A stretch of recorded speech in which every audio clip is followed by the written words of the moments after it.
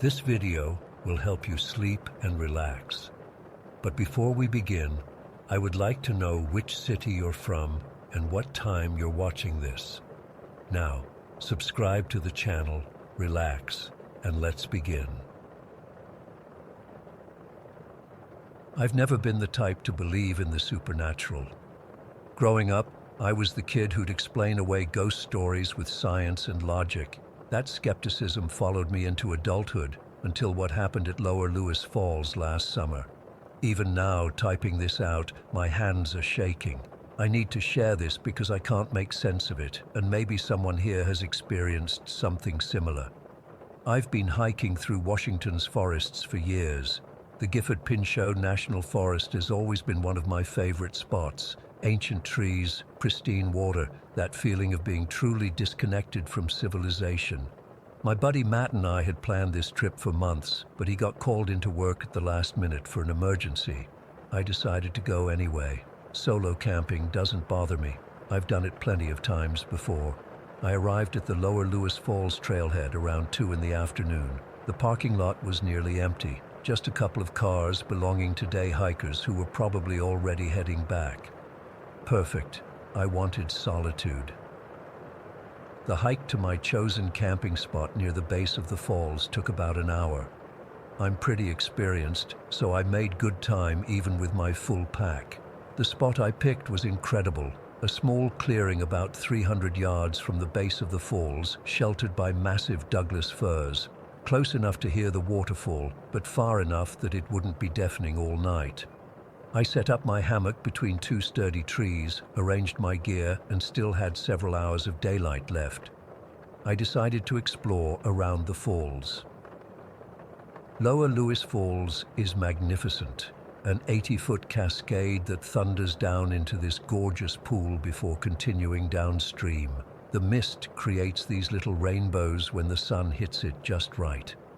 I spent some time taking photos, then just sat on a rock watching the water crash down. That's when I first noticed the echoes. The sound of the waterfall wasn't just coming from the falls themselves. It was bouncing off everything, the rock walls of the small canyon, the trees, the water surface itself. I'm no acoustic expert, but I've never heard water echo quite like that before. It created this layered sound that seemed to surround me completely. Interesting, but not alarming.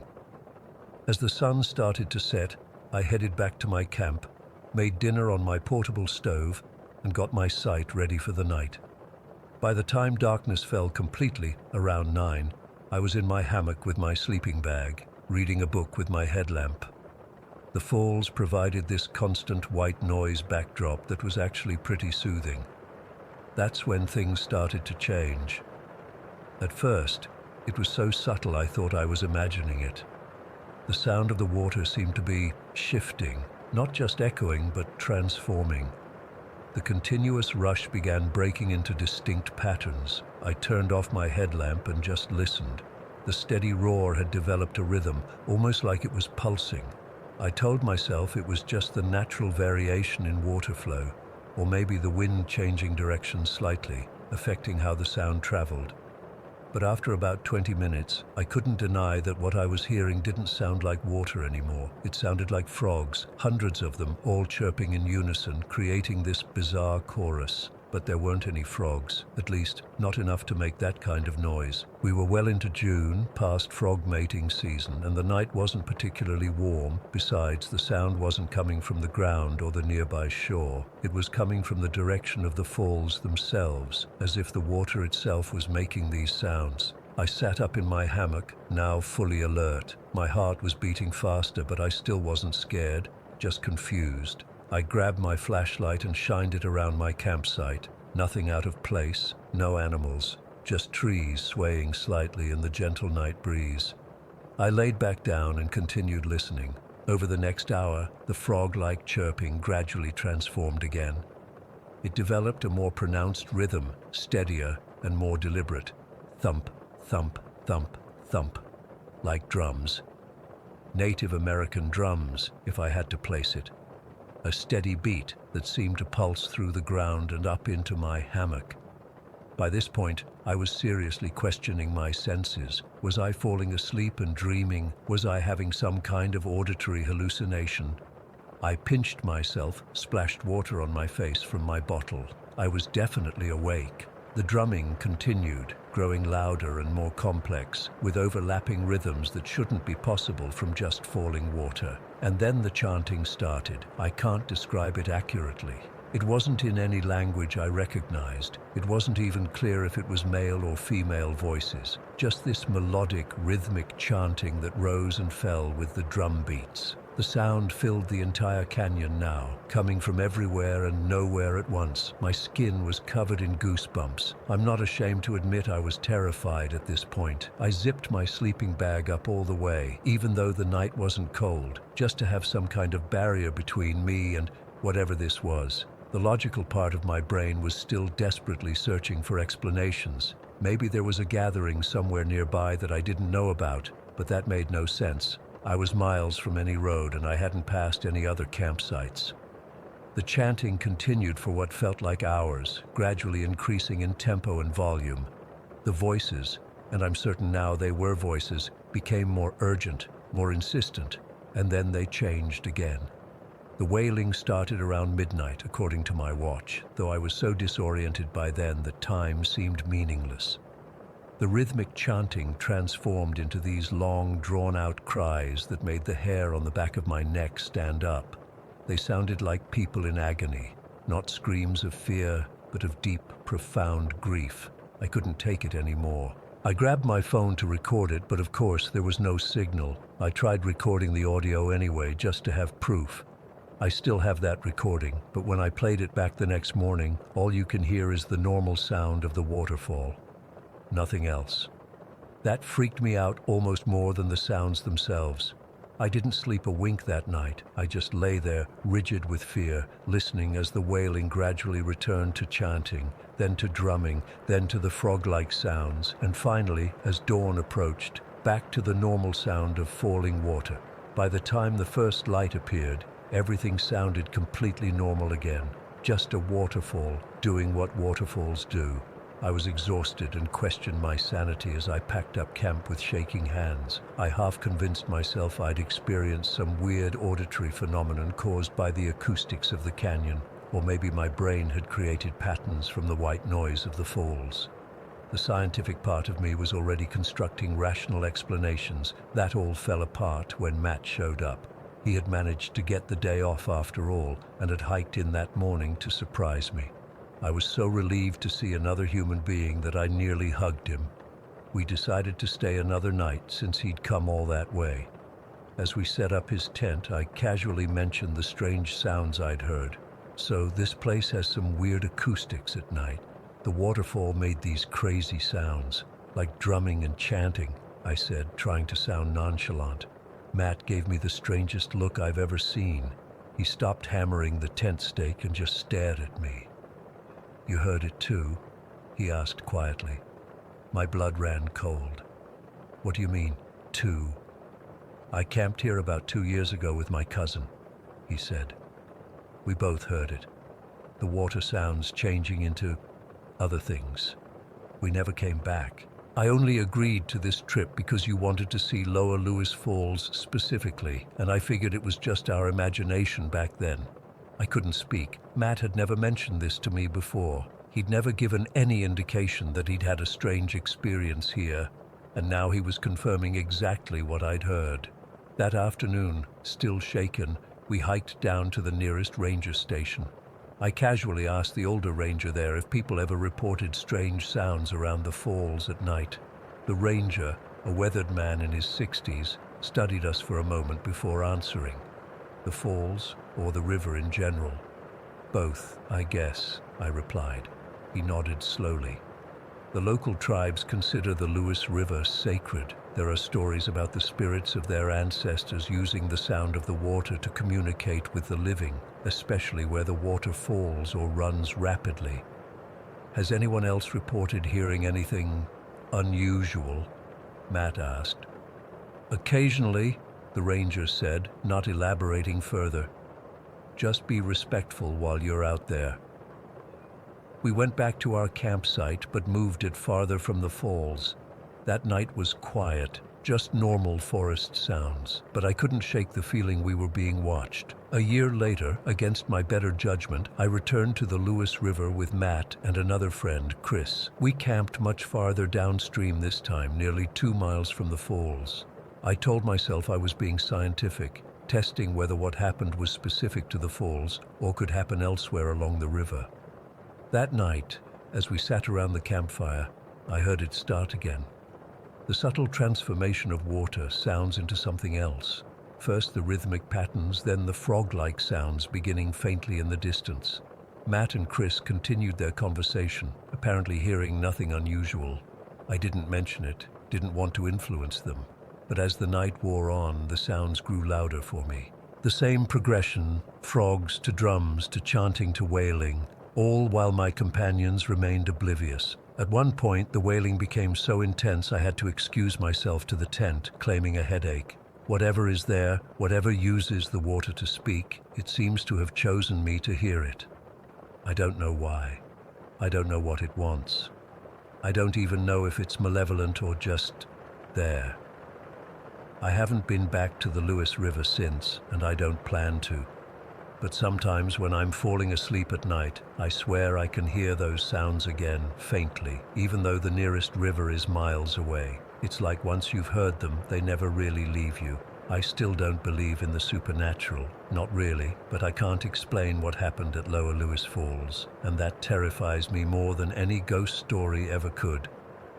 Story 2: I've been debating whether to post this for months now. I'm still not sure if writing it down will help or just make it worse, but I need to tell someone what happened to me last summer.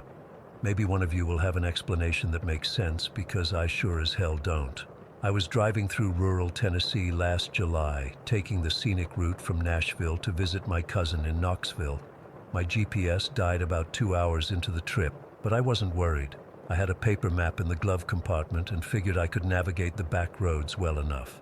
It was getting late, around 11 at night, and these country roads were pitch black except for my headlights. No street lamps, no other cars, just darkness and trees on both sides. I noticed my gas gauge was dipping toward empty, which was weird because I could have sworn I had at least half a tank when I left Nashville. I started getting that knot in my stomach. You know, when you realize you might be stranded in the middle of nowhere with no cell service. Just as I was about to pull over and check my map for the nearest town, I spotted a dim glow through the trees ahead. As I rounded the bend, I saw it, a small gas station with an open 24 hours sign buzzing and flickering in the night. The place looked like it hadn't been renovated since the 70s. The sign said Holloway's Gas and Grocery in faded red letters. The parking lot was cracked with weeds growing through, and there were only 2 pumps that looked ancient. The fluorescent lights outside flickered inconsistently, creating this unsettling strobe effect. Despite all that, I was just relieved to find gas. I pulled up to the pump, but it didn't have a card reader. Great, I'd have to go inside and pay cash. I grabbed my wallet and walked toward the small convenience store attached to the station. The door had one of those bells that jingles when you enter, and the sound seemed unnaturally loud in the quiet night. Inside, the place smelled like stale coffee and dust. The fluorescent lights were buzzing overhead, giving everything this sickly greenish tint.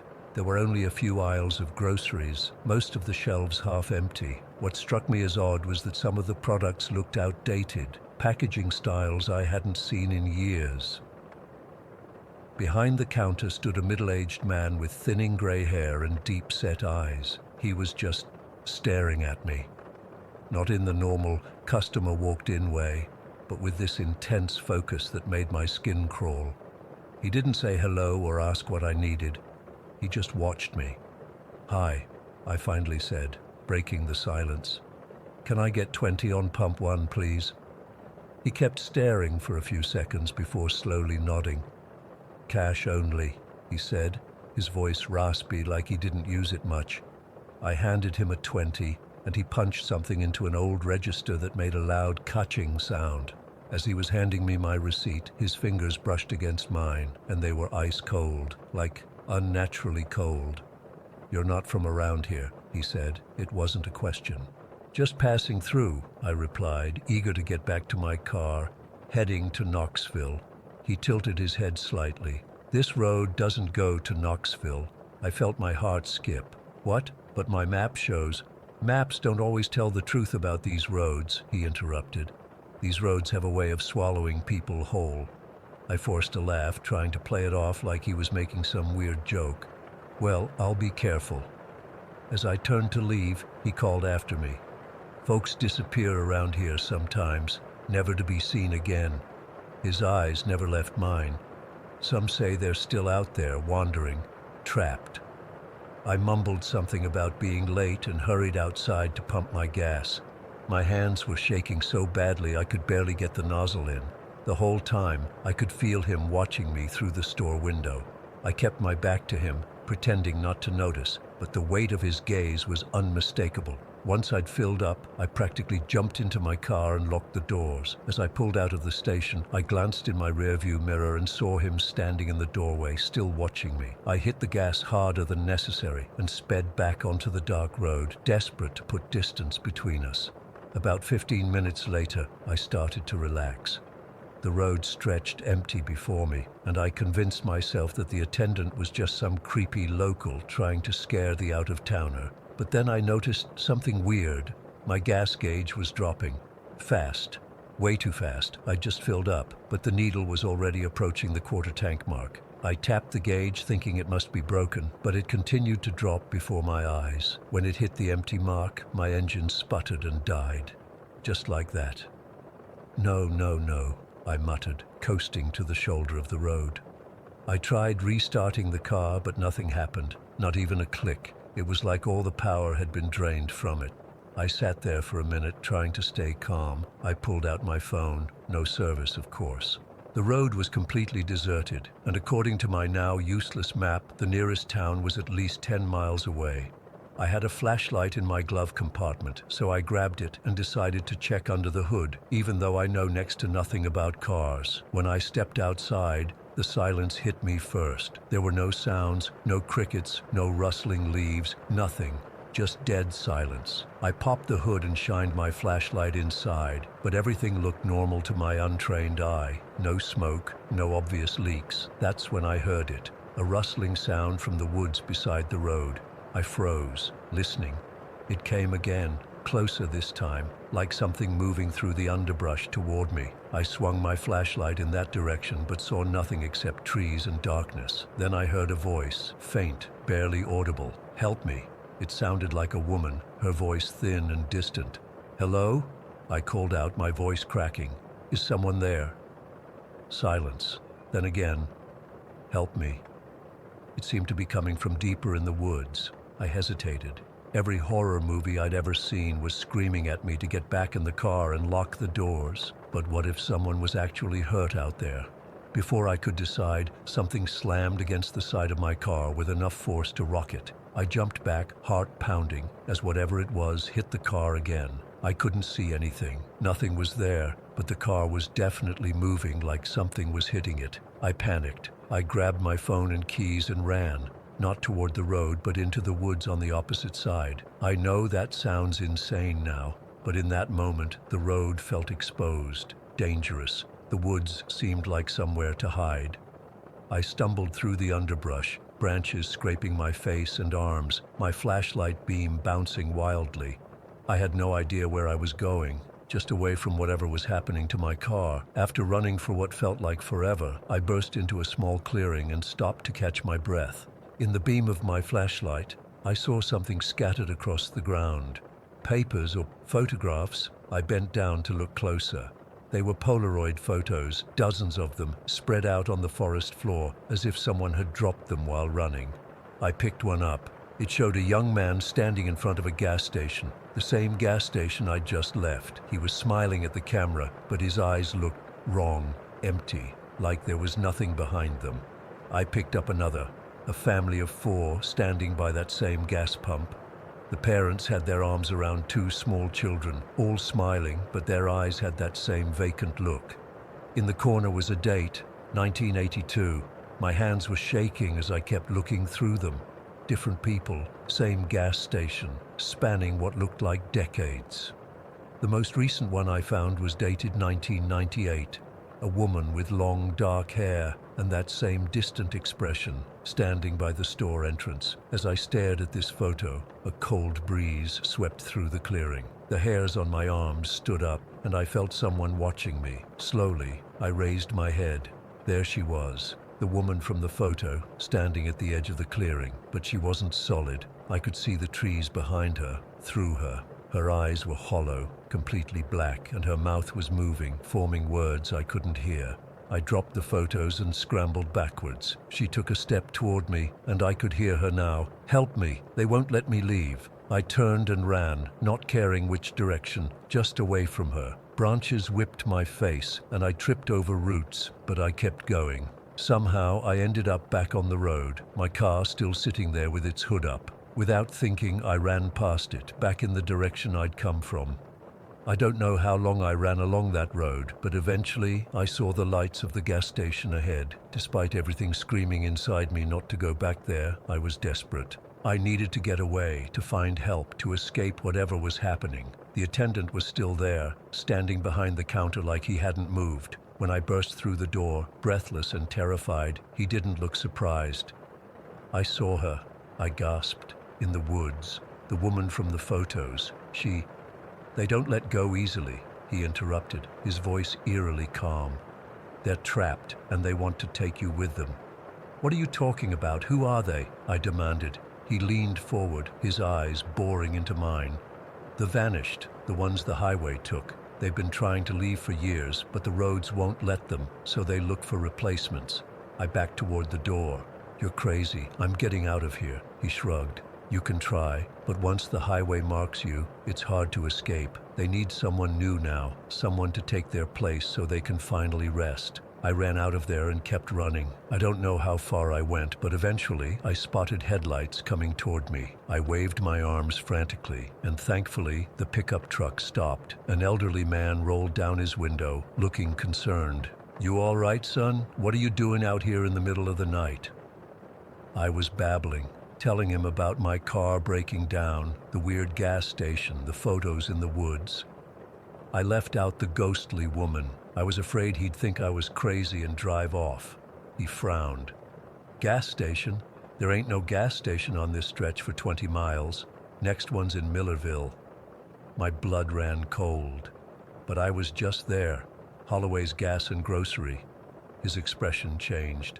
Holloway's burned down in '99. Nothing there but a concrete slab now. He drove me to Millerville, to a proper gas station with fluorescent lighting and people and normalcy. The attendant there knew exactly what I was talking about when I mentioned Holloway's. "That place has a reputation," he told me while calling a tow truck. A lot of folks reported strange experiences on that stretch of highway over the years. People going missing too. Last owners died in the fire, Frank and Martha Holloway. I asked if the police ever investigated the disappearances. Sure, but they never found anything. Some folks say it's just urban legends. Others say... He trailed off, looking uncomfortable. "Say what?" I pressed. "That something about that land ain't right, that the people who vanish are still there somehow, trapped." The tow truck driver found my car right where I left it. The engine started immediately for him. No problems at all. But when we drove past where Holloway's should have been, there was nothing.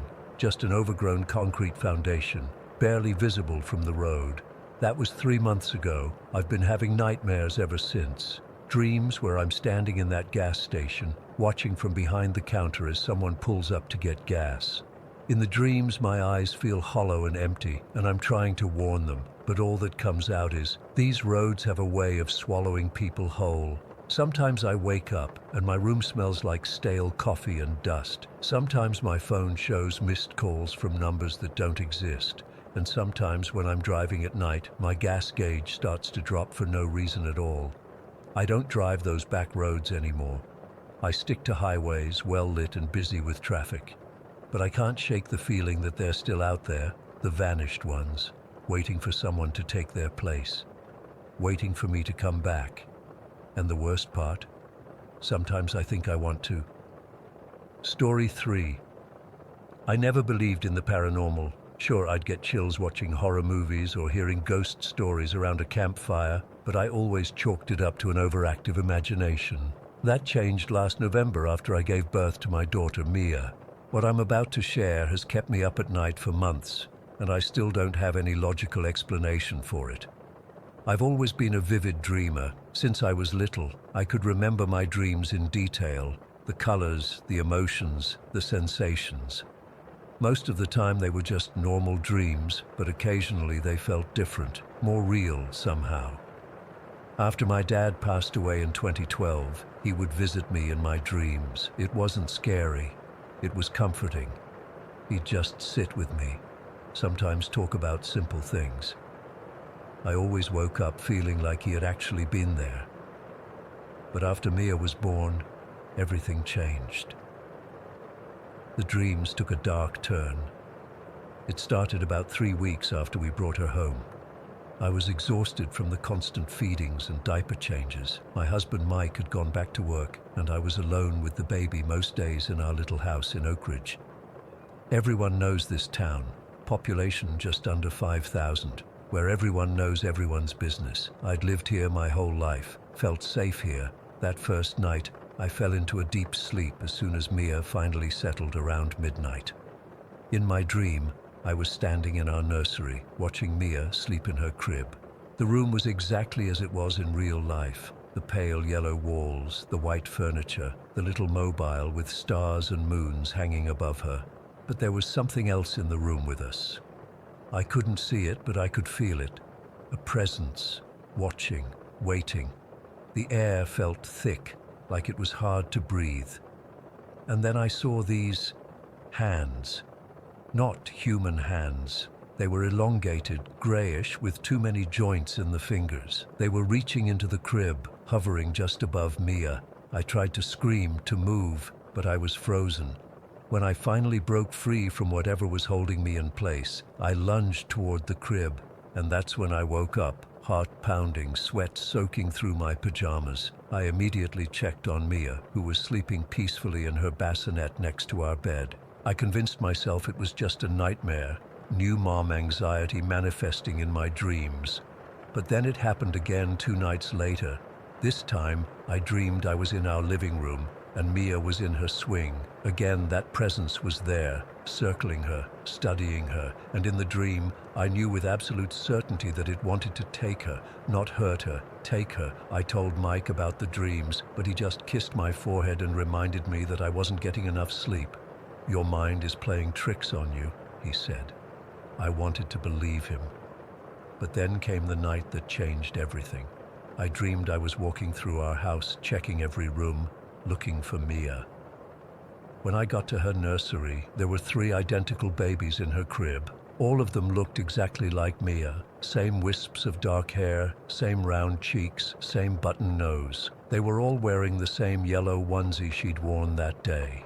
In the dream, I somehow knew that only one was my actual baby, and I had to gather all 3 of them to protect them from whatever was trying to steal my child. The panic I felt was overwhelming. I scooped all 3 babies into my arms, huddling in the corner of the room, feeling that presence growing stronger, closer. I woke up screaming, which woke Mia. Mike shot up in bed, disoriented and alarmed. As I was trying to calm both Mia and myself, I noticed something that made my blood run cold. The yellow onesie from my dream was sitting on top of the laundry hamper, except I hadn't put it there. I distinctly remembered putting it in the washing machine before bed. That's when things started happening when I was awake too. Mia began having what I can only describe as night terrors, which the pediatrician said was unusual for a baby so young. She would suddenly start squealing in fear, her little body rigid, her eyes rolling upward. Nothing would console her. I'd hold her tight, rocking her, whispering, "I'm here, the ghost can't get you," before I even realized what I was saying. Something in me just knew that's what was happening. Something was frightening my baby. One night, about 2 months after Mia was born, we were staying at my mother-in-law's house.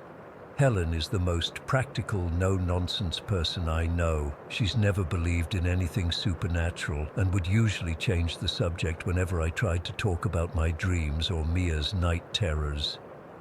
We were all asleep, Mike and I in the guest room with Mia in a portable crib beside us, and Helen in her room down the hall. Around 3 in the morning, Mia started crying. As I was getting up to check on her, I heard Helen's door fly open and her footsteps rushing down the hall. She burst into our room, white as a sheet.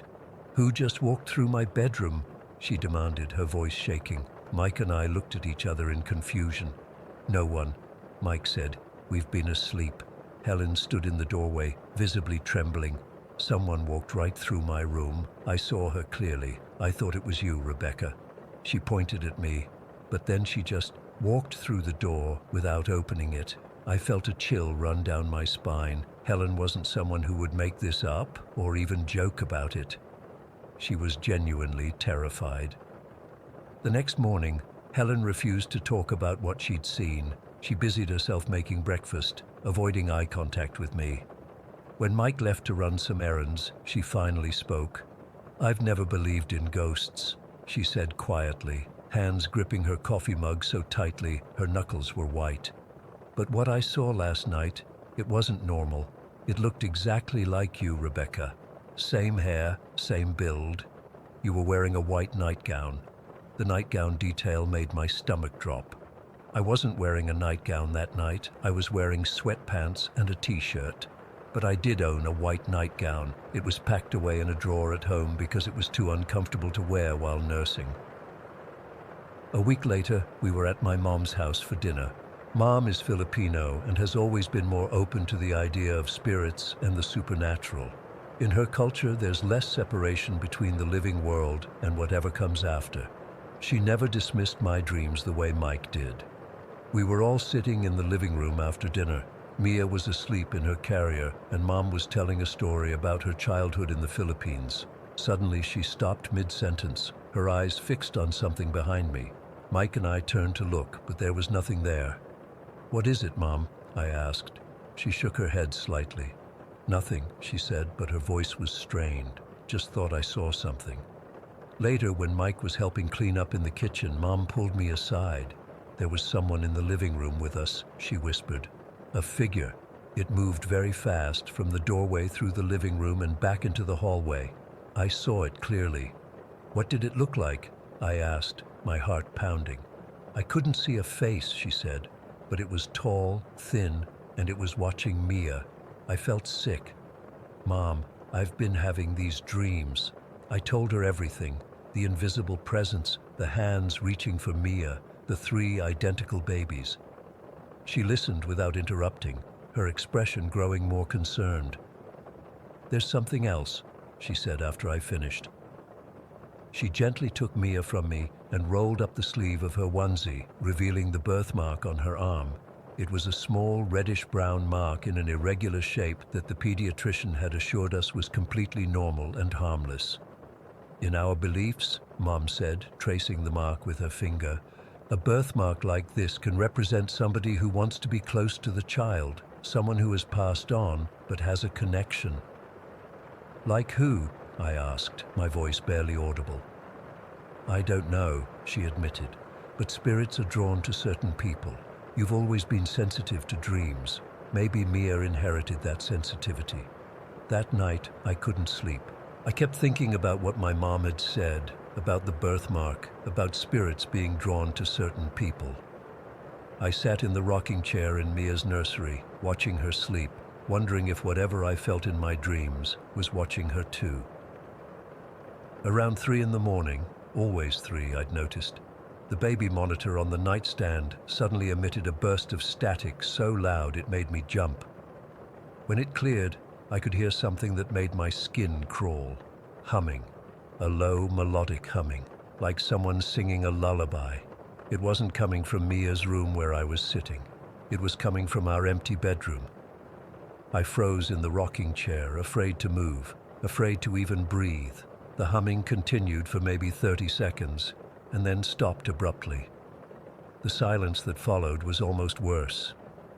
Carefully, I stood up and walked to the nursery door, peering down the hallway toward our bedroom.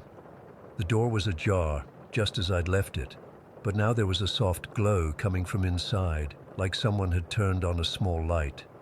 Every instinct told me not to go down that hallway, but I had to know. I had to see. As I took a step forward, the temperature dropped so suddenly I could see my breath. My bare feet felt like they were stepping on ice instead of carpet. 3 more steps, and I was at our bedroom door. With a shaking hand, I pushed it open. The room was empty, but the glow was coming from something on my side of the bed. My white nightgown, laid out neatly on top of the covers, glowing faintly in the darkness. The nightgown that should have been in a drawer. I backed away, heart hammering in my chest, and bumped into something solid. But when I spun around, there was nothing there, just the empty hallway. Yet I'd felt it, as real as if I'd backed into a person. I ran back to the nursery, scooped Mia up from her crib, and sat in the rocking chair with her clutched to my chest until morning. She slept peacefully the whole time, while I sat rigid with fear, watching the doorway. The next day I told Mike everything. To my surprise, he didn't dismiss it this time. He'd heard the static and the humming on the monitor too, he admitted. He'd thought he was dreaming, but now he wasn't so sure. That night, we performed a cleansing ritual my mom had taught me. We burned sage in every room of the house, focusing on the corners where energy can get trapped. We opened all the windows despite the cold, telling whatever was there that it needed to leave, that this was our home, our family, and it wasn't welcome. For a few nights, things were quiet, no dreams, no humming, no unexplained noises. Mia slept better than she had in weeks. I started to think maybe it was over. Then last night, I woke up around 3 again. The room was ice cold, and I could feel something watching me from the corner. I couldn't see anything in the darkness, but I knew it was there. I could feel its anger, its frustration. The cleansing hadn't driven it away, it had just made it angry. As I lay there, paralyzed with fear, I heard Mia start to whimper in her crib. Not a full cry, just soft, frightened sounds. Then I heard something else, that same humming from before, now coming from right beside her crib. I tried to move, to get to her, but I couldn't. It was like something was holding me down. I could only watch as the baby monitor on the nightstand showed the feed from Mia's room. The infrared night vision showed her crib, and there, bending over it, was a dark shadow. Not just darkness, but a shadow with form, with substance. It was reaching into the crib. I tried to scream, but no sound came out. The shadow straightened up, and for just a second, it seemed to look directly at the camera, directly at me. Then the monitor went black. Whatever force was holding me suddenly released, and I bolted to Mia's room, Mike right behind me. She was still in her crib, unharmed, but wide awake and strangely quiet, her eyes fixed on the corner of the room where there was nothing but shadows. We took her into our bed, and none of us slept for the rest of the night. This morning, while changing her, I noticed something that made my heart stop. A tiny bruise on her arm, right where the shadow had been reaching into her crib. 5 small marks, like fingerprints. Story 4. I've been debating whether to post this for weeks. I'm not the type to share personal stuff online, but I need to get this off my chest, and maybe someone here has experienced something similar and can help me make sense of it. This happened about 3 months ago, and I still wake up in cold sweats thinking about it. My friends and I have always been interested in local haunted places around Spokane. Nothing serious, just the occasional weekend trip to check out abandoned buildings or supposedly haunted spots. We'd heard stories about Greenwood Cemetery for years. Everyone in Spokane knows about it. It's like our local paranormal hotspot. People talk about weird shadows, cold spots, voices, the usual stuff. I never took it that seriously, to be honest. I've always been the skeptical one in our group, the one who finds the logical explanation for the ghost that turns out to be a raccoon or whatever. There were 4 of us that night. Me, Jake, Chris, and Megan. Jake and Chris have been my friends since high school, and Megan is Chris's girlfriend. She's into all that ghost hunting TV show stuff and had been bugging us to check out Greenwood for months. I finally gave in when Jake mentioned the 1,000 steps entrance. According to local legend, people feel weird when they climb these broken steps, like suddenly depressed or watched. Some claimed to see figures at the edges of their vision. I figured it would be interesting from a psychological perspective, if nothing else. We arrived around 11 at night, which was probably our first mistake. The cemetery sits at the edge of town, surrounded by these tall pine trees that block out what little city light might reach it. We parked on a nearby street and approached the cemetery entrance. The 1,000 steps aren't actually 1,000 steps. It's just this old crumbling staircase that leads up from the road to one of the cemetery entrances. Parts of it are broken and tree roots have pushed up through the concrete in places. I remember feeling a weird heaviness as we started climbing. At first, I thought it was just the physical exertion, but it felt different, like something was pressing down on me. I didn't say anything because I didn't want to influence the others, but later, Jake mentioned feeling something similar. The steps seemed to go on forever in the darkness. We used our phone flashlights, but they barely cut through the thick blackness around us. When we finally reached the top, the cemetery spread out before us, rows upon rows of headstones, some dating back to the 1800s. The moon was nearly full that night, which gave everything this eerie bluish glow. The temperature had dropped too. It was probably in the low 50s, but it felt colder. For about an hour, we just wandered around, reading epitaphs and taking pictures. Nothing weird happened at first. Megan kept trying to feel energies or whatever, but I was just taking in the history of the place. Some of the graves belonged to children, which always makes me sad. One headstone had this little lamb carved on top, apparently a common symbol for children's graves from that era. After a while, Megan wanted some pictures. She asked Chris to take one of her and me standing next to this ornate angel statue.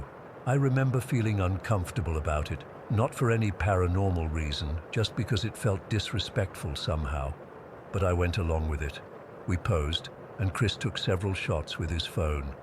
When we gathered around to look at them, that's when everything changed. In the first picture, clear as day, there was this dark figure standing directly behind me. It wasn't just a shadow or a smudge. It had a distinct human-like shape, but completely black, with no discernible features. And it was tall, at least 7 feet, looming over me. "What the fuck is that?" Jake whispered, zooming in on the image. My stomach dropped. I immediately looked behind me, but there was nothing there, just empty cemetery. "Take another one," I said, trying to keep my voice steady.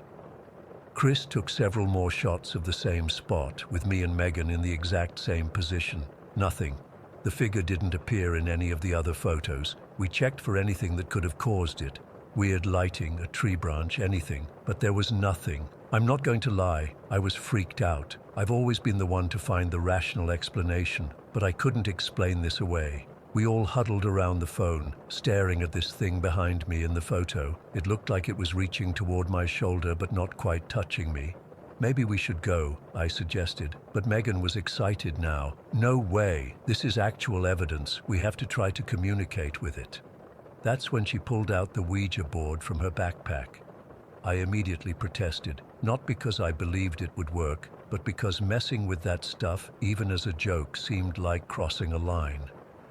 But Megan was insistent, and Jake and Chris were curious. We made our way back toward the entrance, to this weird circular cement area about 15 feet across. I later learned it was some kind of ceremonial space from when the cemetery was first built. It was flat and open, perfect for setting up the board. Megan laid out the board in the center of the circle and asked who wanted to join her. To my surprise, everyone declined. Even Megan, who had been so enthusiastic, suddenly seemed hesitant. "I don't know," she said. "After seeing that photo, maybe we shouldn't." I remember feeling irritated. We'd come all this way, seen something genuinely unexplainable, and now everyone was backing out. I've always been the rational one, the one who wasn't afraid of this stuff because I didn't really believe in it, so I volunteered. "I'll do it," I said, "but just for a few minutes." Looking back, I still don't understand why I did that. It was completely out of character for me. I'm usually cautious, analytical. I don't take unnecessary risks. But something about that place was affecting my judgment. I sat cross-legged in front of the board and placed my fingers lightly on the planchette. The others sat around the edge of the circle watching. I remember Jake checking the time. It was just after midnight. Is anyone here with us? I asked, feeling slightly ridiculous. For a few seconds, nothing happened. Then the planchette started to move. I want to be absolutely clear about this. I was not pushing it. It felt like it was being pulled, like my fingers were just along for the ride. It moved slowly at first, then with more confidence, circling the letter U before stopping. U? Like the letter U? Chris asked. I tried again. Can you tell us your name? The planchette moved to yes, then began circling the letter U again. This continued for several more questions. No matter what I asked, the responses either went to yes or circled around U repeatedly. I started to feel strange, like my head was wrapped in cotton. My thoughts felt sluggish, and I had this weird detachment like I was watching myself from somewhere else. I know that sounds crazy, but it's the best way I can describe it. I vaguely remember my friends talking, but their voices seemed far away. I just kept asking questions, and the planchette kept moving to you or yes. Finally, Megan's voice cut through the fog in my head. It keeps going to you. I think it's saying you. It wants you. What do you want from me? I asked the board. The planchette moved faster now, circling you repeatedly, almost frantically. That's when Jake grabbed my wrist. Stop. Now. His voice was tense, afraid. End the session. I blinked, confused. I didn't want to stop. It felt important to continue, though I couldn't articulate why. But Jake was insistent. He practically yanked my hands off the planchette. Goodbye, Megan said quickly to the board, reaching over to move the planchette to goodbye. As soon as my fingers left the planchette, it was like a spell broke. My head cleared instantly, and I was hit with this overwhelming wave of anxiety and fear. What the hell had I been doing? Why had I kept going when the responses were so obviously targeted at me? It wasn't like me at all. What the fuck was that? Chris said, his voice shaking. You looked different. Different how? I asked. I don't know. Zoned out, like you weren't really there, he replied. And you kept going even though it was clearly focused on you. That's not like you, man. Jake was already packing up the board. We're leaving. Now. No one argued. We practically ran back to the 1,000 steps. Going down was worse than coming up. I kept feeling like something was behind us, following closely. The heaviness I'd felt earlier was back, but worse, like something was actively trying to pull me back toward the cemetery. Several times I nearly lost my footing on the broken steps. When we finally reached the bottom and got to the car, we all just sat there for a minute, catching our breath. No one spoke. What was there to say? Later, when we were driving home, Megan broke the silence. Whatever that was, it chose you specifically. It wanted you for something. I didn't sleep that night, or much since then, to be honest. I keep seeing that shadow figure in my dreams, always reaching for me but never quite making contact. And sometimes I wake up with the feeling that something is in my room, watching me. I've caught myself tracing the letter U unconsciously while daydreaming or working. Jake deleted the photo from his phone the next day, said he couldn't stand looking at it. Part of me wishes I had a copy just to prove to myself that it was real, but another part is relieved it's gone. I've researched Greenwood Cemetery since then. Turns out there have been other reports of people using Ouija boards there and having similar experiences. Entities that seem to target specific individuals. Some local paranormal groups refuse to investigate the place anymore. I don't know what would have happened if I'd continued that session. I don't know what it wanted from me or why it chose me. But I know that whatever was communicating through that board wasn't human and it wasn't friendly. It was patient, deliberate, and it had a purpose. I haven't gone back to Greenwood, and I never will. Sometimes I think about that night and wonder if I brought something back with me. Because sometimes, out of the corner of my eye, I still see a tall, dark figure. And sometimes, in the quiet moments just before sleep, I swear I can hear something whispering, "Ooh." Story 5. I've never told anyone about this. Not my family, not my closest friends, not even my therapist. but I need to get this off my chest because it's been 3 months and I still can't sleep with the lights off. This happened back in February, just a normal Tuesday night in my apartment in Willowbrook. I'm 25, live alone, and never had any issues with the place since moving in 2 years ago. I work from home as a software developer, so I spend a lot of time in my apartment, but I've always felt comfortable here, until that night. I was having a pretty chill evening, nothing special. I had ordered some Thai food, cracked open a beer, and was watching that new sci-fi show everyone's been talking about on Netflix. It was around 10:30, and I was getting a bit drowsy but wanted to finish the episode. I remember taking a sip from my water bottle and placing it on the nightstand to my right, exactly between my lamp and phone charger. I must have dozed off at some point, though I don't remember actually falling asleep. That's the first weird thing. Usually when you fall asleep watching TV, you kind of know you're drifting off, right? But this was different. 1 minute I was watching the show, fully aware of everything around me, and the next minute I was in this state. I thought I was still awake. The TV was still on, playing the exact same scene I remembered watching. My water bottle was still in the same spot. The dim yellow light from my bedside lamp was casting the same shadows on my wall. Everything looked absolutely normal, except I couldn't move. At first I thought maybe my arm had just fallen asleep, that pins and needles feeling. But when I tried to move, nothing happened. Not my arms, not my legs, not even my fingers. The only thing I could control were my eyes. I could look around the room, but my head was fixed in place. I was lying on my stomach, face half buried in my pillow, which made it even more claustrophobic. I could only see about half of my bedroom from this angle.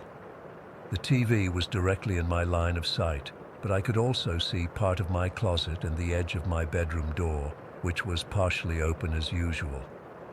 The panic didn't set in immediately. I've heard about sleep paralysis before, so I tried to stay calm and tell myself that's all it was, just my brain waking up before my body. But then I started feeling this pressure.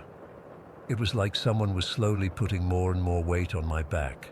At first it felt like maybe a heavy blanket, but it kept getting heavier, pressing me deeper into my mattress until it was hard to breathe. The pressure wasn't even, it was concentrated, like someone was kneeling on my lower back. That's when the room started changing. The lighting dimmed, not like someone turning down a switch, but more like a fog rolling in.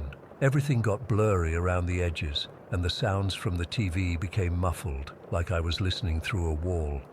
I tried to scream, God.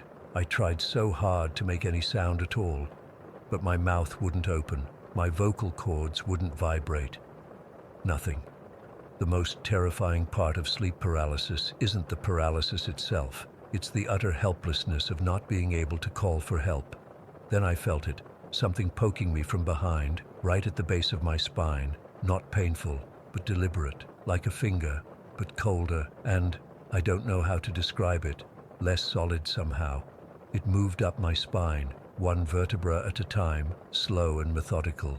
I could feel each point of contact, like it was counting the bones in my back. My heart was pounding so hard I could hear it in my ears. My breathing was shallow and restricted because of the weight. I kept telling myself, it's just sleep paralysis. It's just sleep paralysis. But it felt so fucking real. The poking stopped when it reached the base of my neck. Then I felt breath. Cold breath on the back of my neck, raising every hair on my body. It wasn't human breath. It didn't have that warm, moist quality. This was like a draft from a freezer, concentrated and directed. I was beyond terrified at this point. In my head, I was thrashing and screaming, but in reality, I was just lying there, completely immobile, eyes darting around frantically. The room had gotten so dark and distorted that I could barely make out the familiar shapes of my furniture.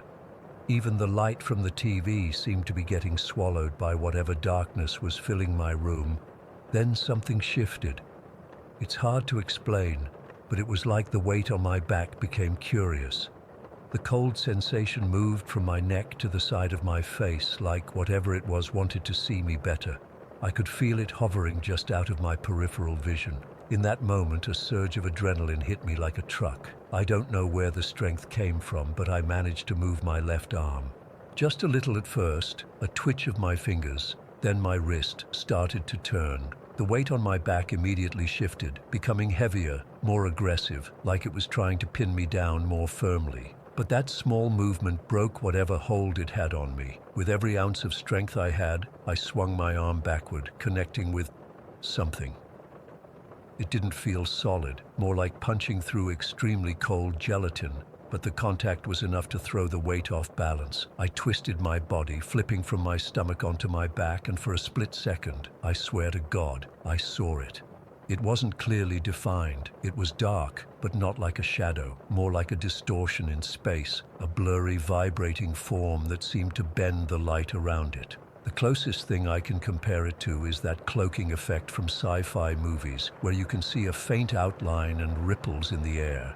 But this was darker, more concentrated. The most horrifying part was that it seemed surprised. It reacted to being seen. The moment my eyes focused on it, the shape recoiled, and then, I shit you not, it shot out of my room, not like walking or floating, but like it was yanked backward by some invisible force through my partially open bedroom door. And just like that, I was fully awake. I sat bolt upright, gasping for air, covered in sweat. The TV was still on, playing the exact same show. My water bottle was in the exact same place on my nightstand. Everything was normal, like nothing had happened. But I knew something had. This wasn't just a nightmare. In dreams, details are fuzzy, inconsistent. This was hyper-realistic. The exact positioning of objects in my room, the specific scene playing on Netflix, even the little details like the chip on the corner of my water bottle. Everything matched reality perfectly. I got up immediately and turned on every light in my apartment. I checked every room, every closet, behind every door. Nothing was out of place. No windows were open. The front door was still locked with the chain on. I didn't sleep the rest of that night, or much the next night. I've been sleeping on my couch with the TV on ever since, afraid to go back into my bedroom after dark. I bought a nightlight, security cameras, even sage to cleanse the space. Desperate times, you know. Nothing has happened since, but I can't shake the feeling that it's still around. The rational part of my brain says it was just an unusually vivid episode of sleep paralysis. I've looked it up, and apparently sensing a presence is common. The weight on the chest or back, the feeling of being watched, all typical symptoms. But the rational explanation doesn't account for how it reacted when I saw it, or how it left the room, or the lingering cold spot near my bedroom door that wasn't there before. I keep thinking about what it wanted. Was it just observing me? Was it feeding on my fear? Or was it trying to, I don't know, get inside somehow? The methodical way it poked up my spine felt like it was searching for something, testing boundaries. Sometimes I wonder if it's still here, just out of sight, waiting for me to fall into that vulnerable state between sleeping and waking again. I've started keeping a voice recorder running while I sleep, hoping to catch something, a sound, a voice, anything that might prove I'm not losing my mind. The worst part is not knowing if it was real or not. The uncertainty is driving me crazy. If I knew for sure it was just sleep paralysis, I could work on getting over it. But if it was something else, something that actually exists in our world but just outside our normal perception, how do you protect yourself from that? I've tried convincing myself it was just a dream, but deep down, I know better.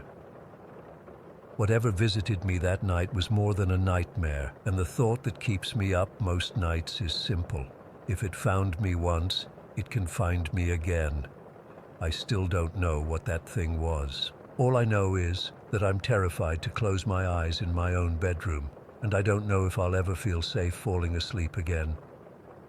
Story 6. I never thought I'd share this with anyone, but I need to get it off my chest because I'm still freaking out and I can't make sense of what happened. I've always been a skeptic when it comes to the paranormal, but what happened 2 nights ago in my dorm room has completely shattered my worldview.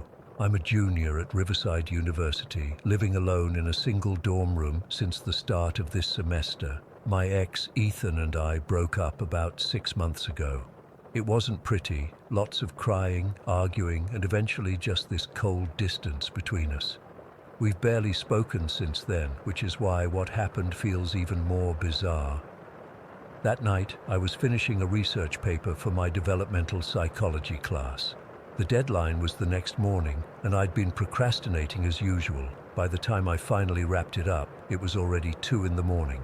My eyes were burning from staring at my laptop screen for hours, and I had that weird buzzing feeling in my head from too much caffeine and not enough sleep. Before shutting down my computer, I quickly checked my phone and noticed I had a missed call from Ethan at around 1 a.m. No voicemail, no text, just a missed call. Honestly, my first thought was that he was drunk dialing me. He used to do that sometimes when we were together, call me late at night after he'd been out with his friends. I didn't feel like dealing with whatever drama he wanted to stir up, so I just ignored it. Planned to deal with it in the morning, if at all. I plugged my phone in to charge, turned off my desk lamp, and crawled into bed. My dorm room is small, just a twin bed, a desk, a dresser, and a tiny closet, but it's my own space, which is something I needed after the breakup. I remember feeling relieved that I'd finished my paper and could finally get some sleep. I drifted off almost immediately. The next thing I knew, I was being pulled out of a deep sleep by voices. Not loud voices, but this low, murmuring sound, like people having a hushed argument. At first, I thought it was coming from the hallway, or maybe the room next door. But as I became more alert, I realized the sound was coming from inside my own room. My heart immediately started pounding. I live alone. There shouldn't be anyone else in my room, especially not at... I glanced at my digital clock, 3 in the morning. I slowly opened my eyes, trying not to move too much in case someone had broken in. The room was dark except for a faint blue glow. It took me a second to realize the light was coming from my phone screen, which was face up on my nightstand where I'd left it charging. That's when I noticed that my phone was in an active call. With Ethan. The call timer showed it had been connected for over 30 minutes. I couldn't breathe. I couldn't move. It was like my entire body was frozen, but my mind was racing. I hadn't called Ethan. I'd been asleep. My phone had been sitting on my nightstand, untouched. How was I in a call with him? And more importantly, who or what was having a conversation in my room? It was like being trapped in sleep paralysis. You know that feeling where you're awake but you can't move your body? That's exactly what it felt like. I was fully conscious, staring at my glowing phone screen, hearing these whispered voices but completely unable to move a muscle. The voices weren't clear enough for me to make out specific words, just this eerie murmuring that seemed to be coming from everywhere and nowhere at the same time. I don't know how long I lay there, paralyzed with fear. It could have been seconds or minutes, but it felt like an eternity. Finally, I managed to break through whatever was holding me in place. I reached for my phone with a shaking hand and brought it to my ear. The murmuring stopped immediately. There was just silence on the line, but I could feel someone, or something, was there, listening. Ethan. My voice came out as barely a whisper. More silence.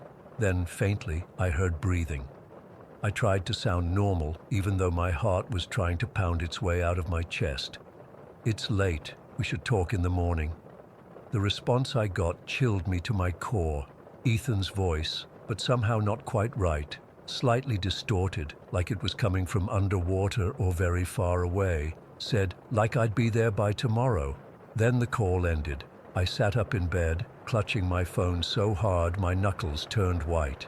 The sudden silence in my room was almost as terrifying as the murmuring had been. I turned on my bedside lamp immediately, then got up and checked my entire room, under the bed, in the closet, behind the door. Nothing. No one was there. Just me, alone in my dorm room, with my heart racing and my hands shaking uncontrollably. I couldn't go back to sleep. I kept all the lights on and sat at my desk watching YouTube videos with my headphones on until morning, trying to distract myself from what had happened. Every few minutes I'd glance at my phone, expecting it to light up with another call, but it didn't. When daylight finally came, I felt a little better. Things that seem terrifying at 3 a.m. often seem less scary in the light of day, right? I tried to rationalize what had happened. Maybe I'd accidentally called Ethan in my sleep. Maybe I'd been dreaming the murmuring voices. Maybe he was drunk and said something weird that my half-asleep brain misinterpreted. I decided to call him to clear things up. I picked up my phone and went to my recent calls to find his number. And that's when I noticed something that made my blood run cold.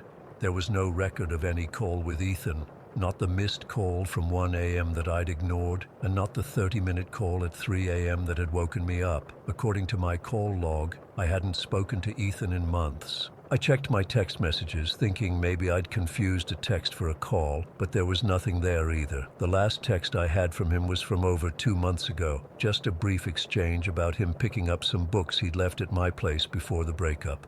I called him anyway, manually dialing his number. He picked up after a few rings, sounding groggy like he'd just woken up. "Amara, what's up?" He sounded completely normal, no weird distortion, no ominous tone. "Hey, did you call me last night?" I asked, trying to keep my voice steady. "No, why would I call you?" He sounded genuinely confused. "You didn't call me around 1 in the morning?" "No, I was asleep by midnight. I had an early class today." I felt sick to my stomach. "What about around 3 a.m.? We didn't have a conversation then." "Amara, are you okay? I was asleep all night. I didn't call you." "But we talked," I insisted.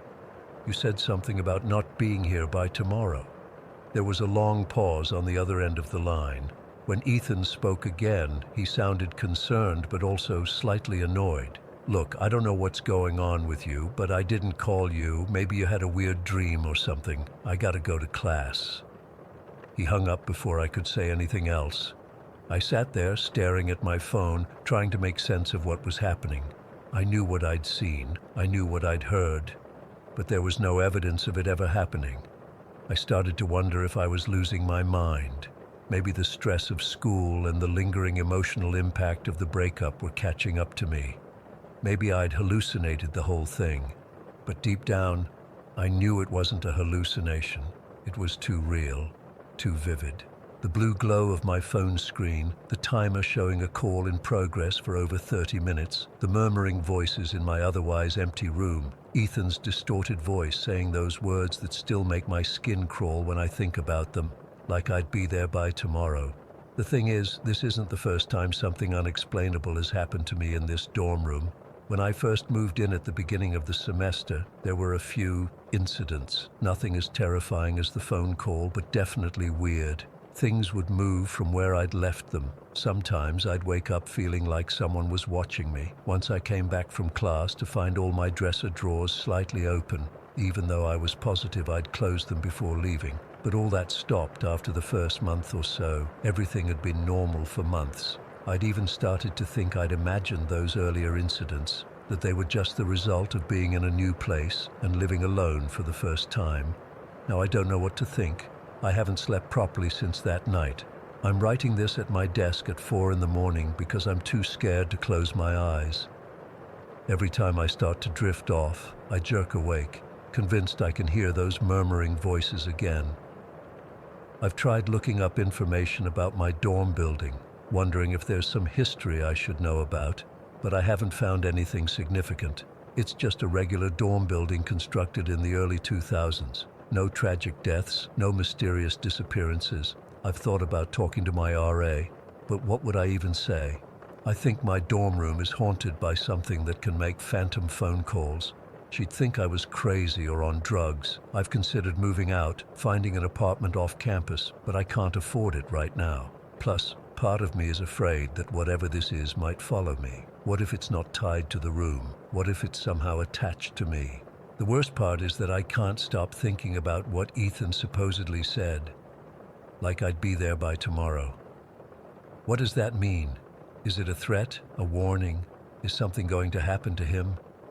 I tried texting him earlier to check if he was okay. Just a casual, "Hey, how are you doing?" message, but he hasn't responded. I'm trying not to panic about that. He's probably just ignoring me after our weird phone conversation this morning. It's almost dawn now. I've got class in a few hours, but there's no way I'm going to be able to focus. I can't stop checking my phone, both dreading and hoping to see Ethan's name pop up on my screen. I don't know what to do. I don't know who to talk to. I don't even know if I believe in ghosts or demons or whatever might be causing this, but I know what I experienced was real. Tonight I'm going to stay with my friend Jessica in her dorm. I told her I'm having issues with my heating system, which isn't entirely a lie since my room does get weirdly cold sometimes, especially at night. I just need one night of proper sleep in a place where I feel safe, but eventually I'll have to come back here, to this room, to face whatever is happening. If anyone has experienced anything similar or has any advice, please let me know. I'm desperate for answers, because right now I'm sitting here with all the lights on, jumping at every little sound and wondering if I'm going crazy or if there's something in my room, something that can use my phone, something that knows about my past relationship, something that might have plans I don't understand. And every time my phone screen lights up with a notification, my heart stops for a second because I'm terrified it might be another call that shouldn't be possible. Story 7. I still get goosebumps when I think about that night. I've tried to rationalize what happened for months now, but I can't shake the feeling that what I experienced was real.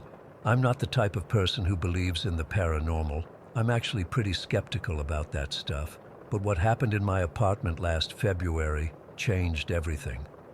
I live in a third-floor apartment at Lakeside Heights. It's nothing fancy, just a one-bedroom place that I've called home for about 3 years. I was having a pretty normal Thursday evening. I got home from work around 6, made some mac and cheese, I'm not much of a cook, and settled on my couch to watch some King of the Hill.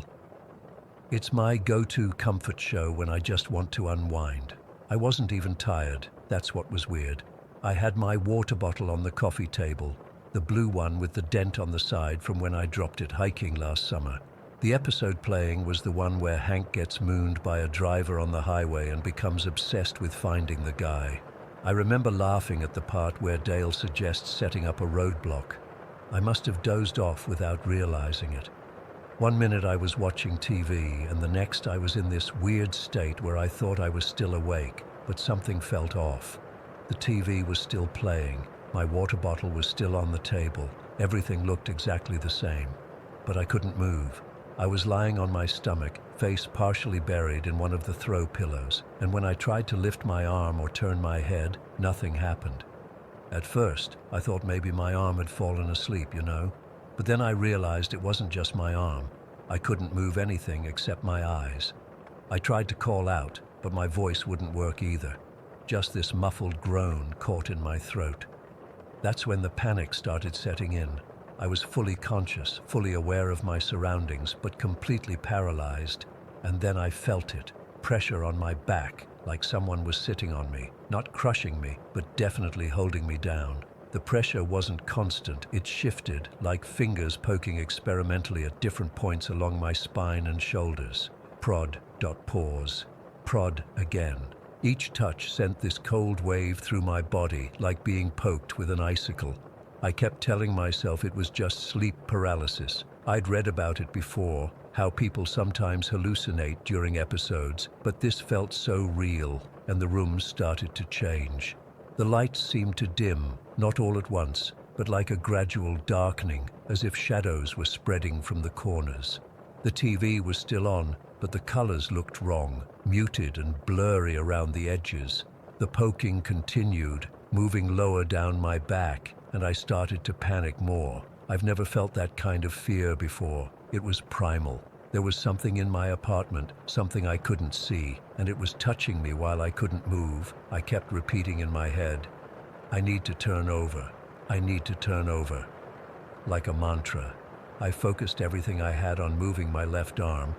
It felt like trying to lift a car with my pinky finger, this immense resistance against every attempt to move. I could feel sweat beading on my forehead, my heart pounding so hard I thought it might burst. After what felt like an eternity, I managed to twitch my left hand, just the smallest movement, but it was something. The pressure on my back increased immediately, as if whatever was there knew I was fighting back. The poking turned into a firm, continuous push, right between my shoulder blades. I don't know where I found the strength, but suddenly my left arm shot out in a wild, uncoordinated punch as I twisted my body to the right. The movement wasn't smooth. It felt like my muscles were fighting through molasses, but I managed to flip onto my back, and that's when I saw it.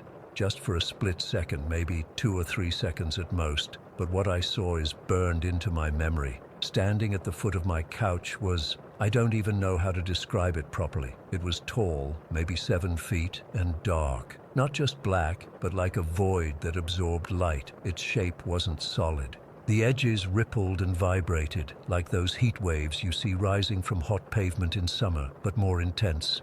It reminded me of how movies show invisibility, you know? That distortion in the air that tells you something's there, even though you can't quite see it. But this was darker, almost like a cloak or a shadow, but with this constant vibration or pulsing. It didn't have clear features that I could make out, no face or limbs that I could distinguish, just this massive shifting presence. The moment I saw it, the entity seemed to realize I could see it. There was this split second where everything just froze. Me staring at it seemingly staring back, and then it moved. It didn't walk or float away. It shot out of the room like it was yanked backward by some invisible force, through my bedroom doorway and gone. No sound, just gone. I jolted fully awake then, gasping and scrambling to sit up. The TV was still playing King of the Hill, the same episode, and my water bottle was right where I'd left it. Everything looked normal again. The lighting was back to normal. No shadows, no distortions. But I felt ice cold, like I'd been dunked in freezing water, and I couldn't stop shaking. What freaks me out the most isn't just that I saw something. It's how perfectly the dream state or whatever it was mirrored reality. Every single detail in my apartment was exactly as it had been before I fell asleep. The show on TV was at the right part of the episode. My water bottle was in the exact same position. Even the time on the clock matched what it should have been. If it was just a dream, how could my brain have maintained such perfect continuity? And the sensation of being touched, I've never felt anything so vivid in a dream before. Even now, months later, I can still feel those cold, probing touches on my back if I think about it too much. I didn't sleep in my bedroom for a week after that. I crashed at my buddy Mike's place for 2 nights, making up some story about my apartment being painted. Then I spent a few nights on my couch with all the lights on. When I finally worked up the courage to sleep in my bed again, I slept with the lights on, TV playing for background noise.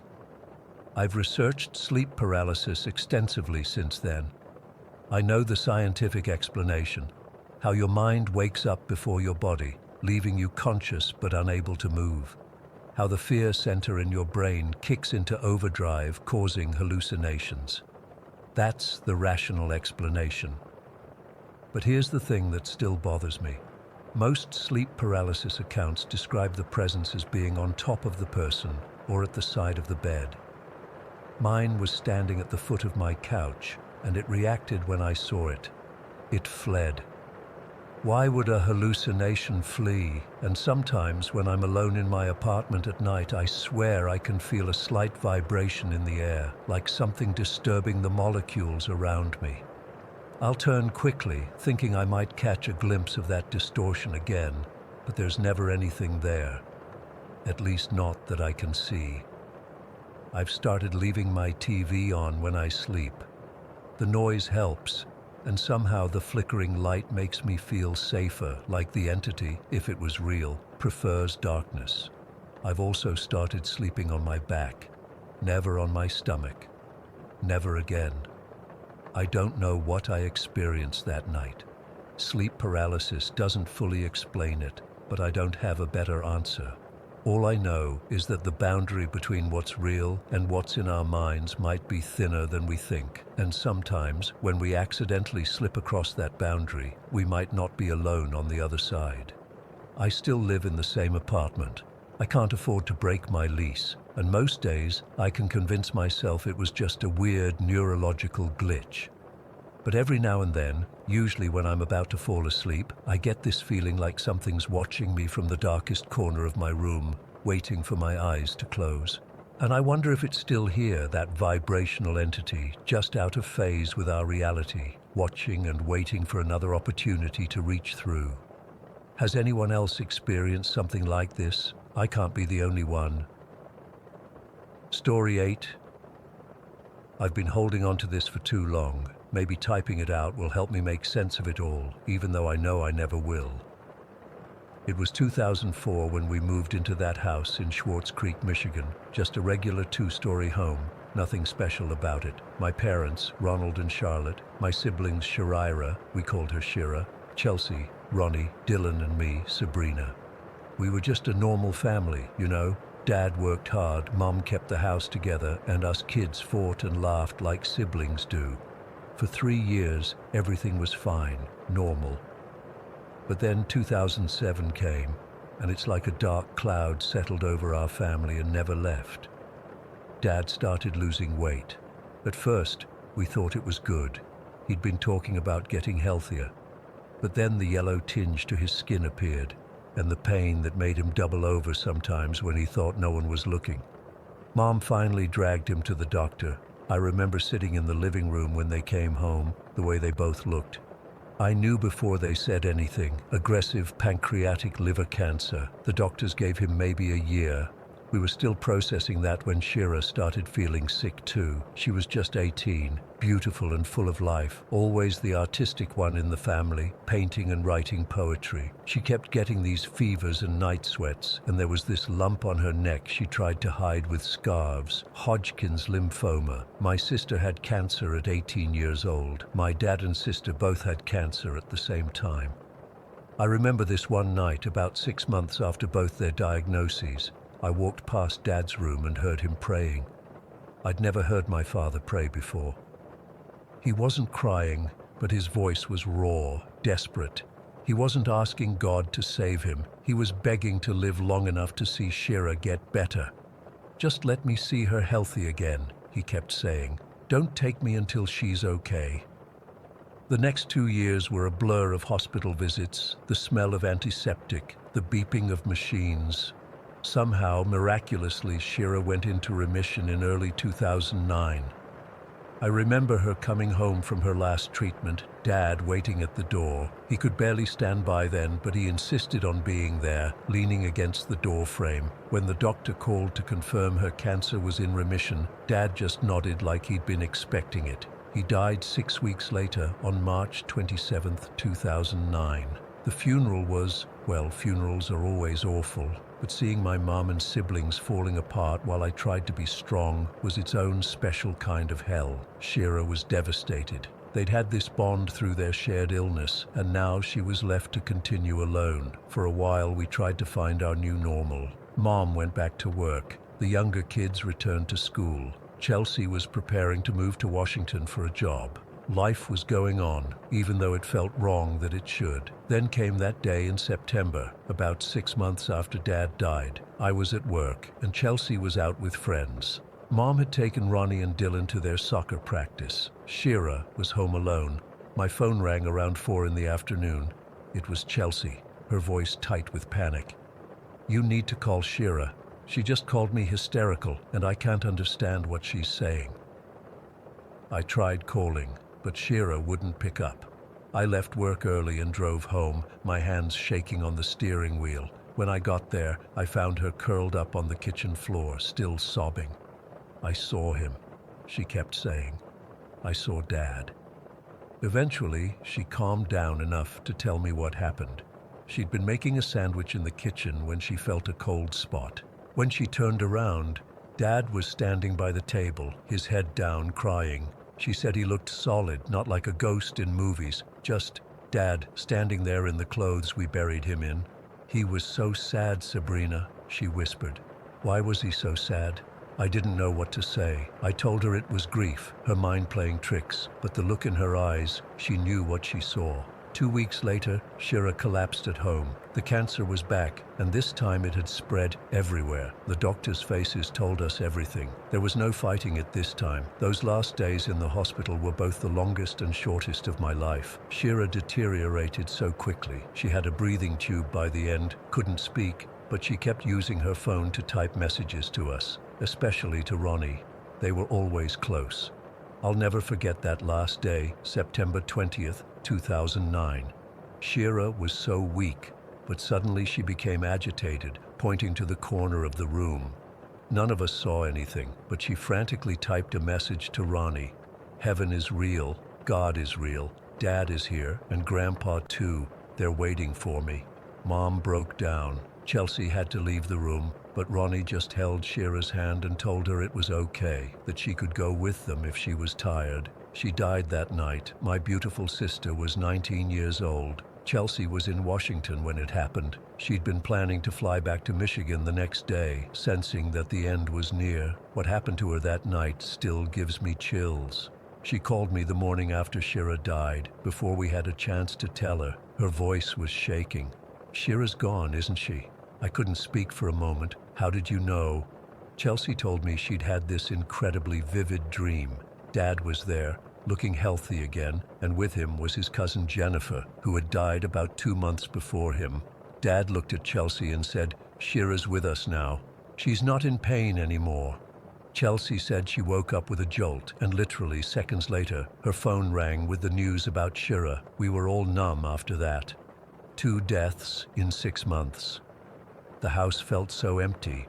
Mom started talking about selling it, saying there were too many ghosts there. I didn't argue, but I wasn't ready to leave yet either. It was the last place I'd seen Dad and Shira alive. Then came January 10th, 2010. Another date burned into my memory. It was late, around 2 in the morning. Everyone was asleep. Chelsea was visiting from Washington, staying in her old room across the hall from mine. The boys were at a friend's house, thankfully, and Mom was working a night shift. I remember waking up feeling hot, really hot. But in my half-asleep state, I just kicked off my blankets and tried to go back to sleep. I don't know how much time passed, maybe minutes, maybe an hour. Then I heard Chelsea screaming my name. She burst into my room, wild-eyed. "Fire! The house is on fire!" I jumped up and immediately felt it, the thick smoke filling the room. The hallway was already hazy with it. We ran downstairs, and I could see the flames coming from the kitchen, spreading fast. The smoke alarms hadn't gone off. We found out later the batteries had died. We barely made it out. Standing in the snow in our pajamas, watching our home burn, I asked Chelsea how she knew. "Someone called my name," she said, staring at the flames. I woke up hearing someone call Chelsea, clear as day. It sounded like... She stopped, shook her head. "Like who?" I pressed. "Like Dad," she whispered. "Or maybe Shira. I'm not sure. But someone woke me up." The fire chief later told us that if we'd slept 5 more minutes, we would have died from smoke inhalation before the flames ever reached us. It's been years now. We lost the house and almost everything in it. The few photos we saved of Dad and Shira are more precious than gold. Mom eventually moved to a smaller place. The rest of us scattered to different states, but we stay close. I'm not religious, I never have been, but sometimes I think about Shira seeing Dad in the kitchen, crying. Was he sad because he knew her cancer was back? Was he trying to warn her? And that night of the fire, who called Chelsea's name? I don't have answers. All I know is that in the span of 1 terrible year, I lost my father, my sister, and my childhood home. But somehow, impossibly, I feel like they've never really left us. Sometimes when I'm alone and really quiet, I swear I can feel them watching over me. Not in a creepy way, but like guardians, like family, who promised to always protect us, even after they were gone. I think they kept that promise the night of the fire, and maybe they're keeping it still. Story 9. I've never really believed in ghosts or the paranormal. I mean, I enjoy a good ghost story like anyone else, but I've always considered myself pretty level-headed. That changed last fall when my buddy Mike and I took a weekend trip to Sharpsburg, Maryland. We're both history buffs and had wanted to visit the Antietam battlefield for years. If you don't know, Antietam was the site of the bloodiest single-day battle in American history during the Civil War. Over 23,000 soldiers were killed, wounded, or went missing in just 12 hours of fighting. The numbers are hard to wrap your head around.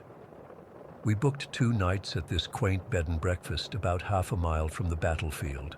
The place was gorgeous, an old farmhouse from the 1800s that had been converted into a B&B. The owner, Martha, was this sweet older lady who clearly took pride in the property. She gave us a quick tour when we arrived, showing us the dining room where breakfast would be served, the shared living space with comfy chairs and bookshelves filled with Civil War history books, and finally, our rooms upstairs. The rooms were charming in that rustic historical way, wooden floors that creaked slightly when you walked on them, antique furniture, and these beautiful quilts on the beds. But the best feature was that each room had its own private screened-in porch that overlooked different parts of the surrounding countryside. From my porch, I could see a section of the battlefield in the distance, rolling fields with scattered trees and stone walls still standing from that era. We spent our first day touring the battlefield, following the self-guided driving tour. It was sobering walking across the same ground where thousands of men had died. The most haunting spot was the sunken road, also called Bloody Lane, a simple farm road that became a slaughter pen when Confederate soldiers used it as a defensive position. Standing there, I remember feeling this heaviness in the air that I chalked up to the emotional weight of the history. After dinner at a local restaurant in town, we headed back to the B&B around 8:30. Mike wanted to review some of the photos he'd taken during the day, so I decided to relax on my porch with a beer and enjoy the peaceful evening. The sun was setting, casting this golden-orange light across the fields. It was serene, crickets chirping, occasional bird calls, a light breeze rustling the leaves. Perfect, until it wasn't. Around 9, the sun had mostly set, with just a faint glow on the horizon. I was scrolling through my phone when this feeling washed over me. It's hard to describe exactly, like a sudden weight pressing down, making it slightly harder to breathe. The hair on my arms stood up, and I felt this inexplicable sense of dread. I actually looked around, thinking someone might be watching me, but there was nobody there. I tried to shake it off, telling myself it was just the wind getting cooler, or maybe my mind playing tricks after spending the day immersed in battlefield history. But the feeling persisted. By 9:30, it was properly dark outside. The B&B had some landscape lighting that illuminated parts of the yard, but beyond that was mostly darkness. That's when I noticed it, a faint light in the distance out in the field. At first, I thought it might be a firefly, but it was too large and too persistent. It wasn't bright enough to be a car headlight, more like a small lantern bobbing slightly up and down, moving slowly across the field. I watched it for maybe 5 minutes, trying to figure out what it could be. A hiker with a flashlight, but who would be hiking across a battlefield in the dark? The light didn't follow any path. It seemed to meander aimlessly. I texted Mike, "Hey, come to my room. You need to see something weird." He knocked on my door a minute later, and I brought him out to the porch, pointing toward the light. "What the hell is that?" he asked. "No idea. Been watching it for a few minutes." "Maybe someone metal detecting?" he suggested, but neither of us believed that. Who metal detects in complete darkness? "Let's go to my porch," Mike said. "I might have a better angle from there." His room was on the corner of the house, and his porch offered a wider view of the fields. We settled into the wicker chairs, our eyes fixed on the distant light as it continued its lazy dance across the field. That's when it happened.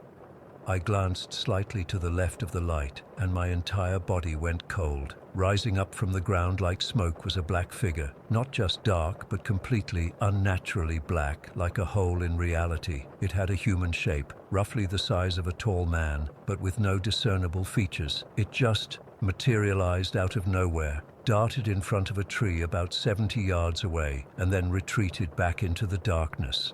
The whole sighting lasted maybe 3 seconds, but it's burned into my memory forever. Despite the darkness, the outdoor lighting from the B&B created enough ambient light that I could clearly see this figure was blacker than the night around it. It moved with purpose but unnaturally fast, almost gliding. "Did you see that?" I whispered, my voice shaking. "See what?" Mike asked, still focused on the dancing light. I described what I'd seen, and Mike looked at me skeptically. "You sure it wasn't just a shadow from the light moving?" But I knew what I'd seen. This wasn't a trick of light or shadow. This was something else entirely. A wave of goosebumps rushed across my entire body, and I felt suddenly cold despite the mild evening. "I'm going inside," I said, standing up so quickly I knocked over my beer. Mike followed me in, clearly concerned by my reaction. "You're really freaked out." "I can't explain it, man. That wasn't natural. It wasn't just a dark shape. It was like absence, like someone cut a person-shaped hole in reality." Once inside with the door locked, I tried to rationalize what I'd seen. Maybe it was someone walking their dog, but no dog owner would be out in a battlefield at night without a flashlight. A deer? No, the shape was unmistakably human. My mind kept searching for logical explanations, but nothing fit. I barely slept that night. Every creak in the old house made me tense up. The ceiling fan cast moving shadows that kept drawing my eye. Worst of all was this persistent feeling that I wasn't alone in the room. Not just general unease, a specific sensation that something was there, watching me from the corners. I kept the bedside lamp on all night, too scared to turn it off. At breakfast the next morning, I looked like hell. Mike seemed concerned but didn't push the issue in front of the other guests. After everyone else had finished and left the dining room, I cautiously approached Martha, the innkeeper. "This might sound strange," I started, keeping my voice low, "but has anyone ever reported seeing anything unusual on the property, especially at night?" Martha gave me a knowing look, the kind that immediately told me I wasn't the first to ask this question. "You saw something by the edge of the field, didn't you?" she asked quietly. My stomach dropped.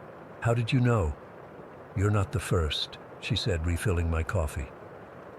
"Several guests have mentioned seeing shadow figures where the field meets the woods. Some hear voices too, whispers, commands, sometimes what sounds like moaning." "What are they?"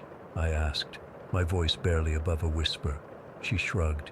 "This whole area is soaked in tragedy. 23,000 casualties in one day changes a place. The land remembers." Martha recommended we take a ghost tour in nearby Shepherdstown that evening if we were interested in learning more. Despite my experience, or maybe because of it, I agreed. Mike came along, still skeptical but curious. The tour guide in Shepherdstown told us the entire region was considered one of the most haunted areas in America. After the battle, the town's buildings were used as makeshift hospitals and many soldiers died there.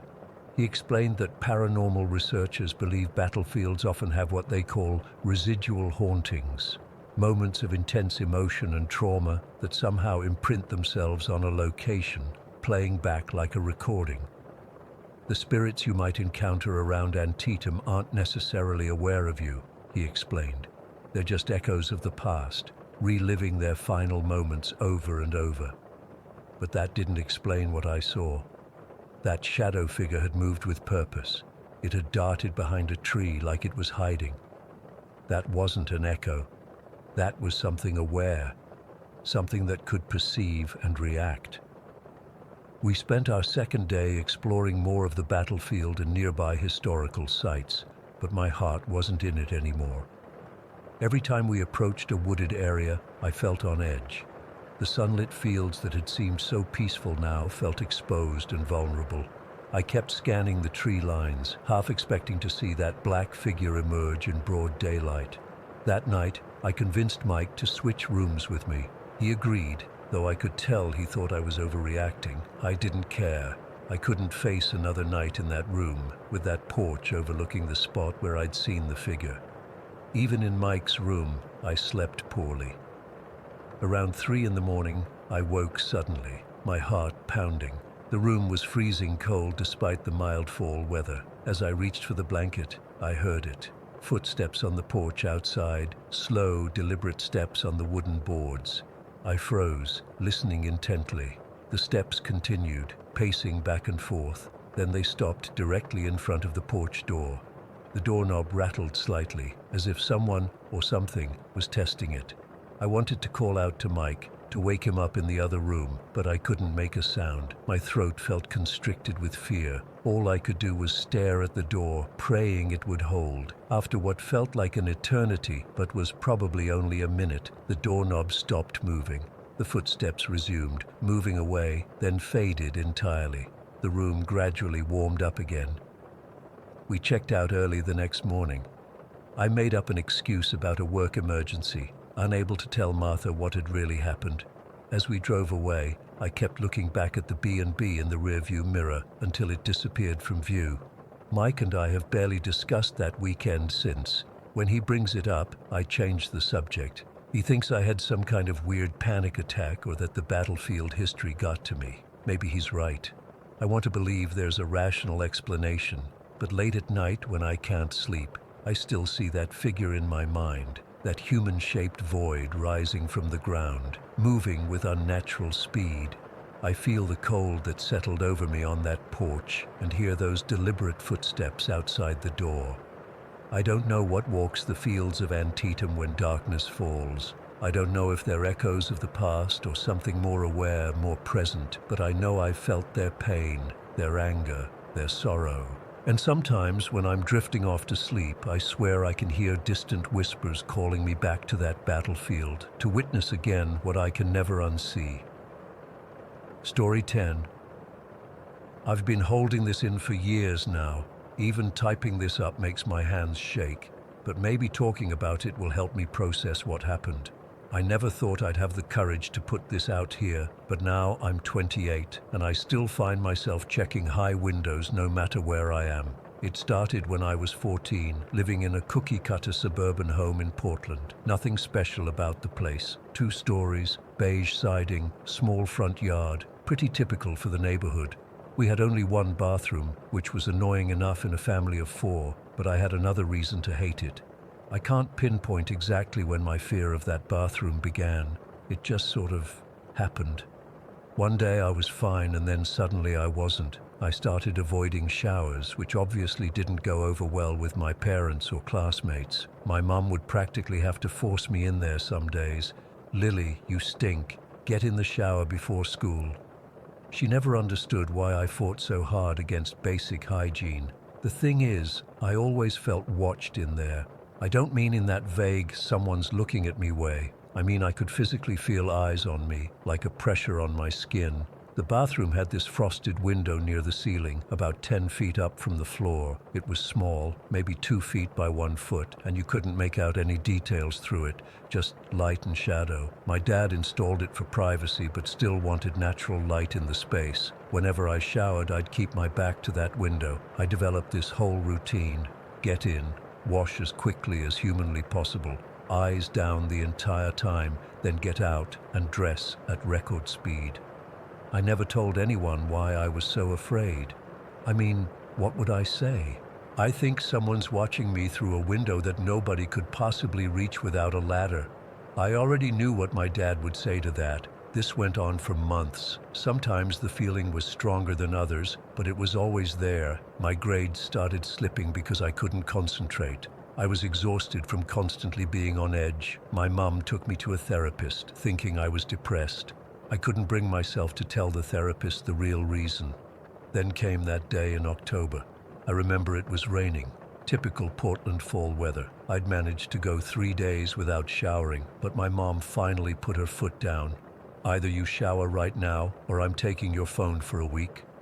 So reluctantly, I trudged to the bathroom around 4 in the afternoon. As soon as I closed the door, that familiar dread washed over me.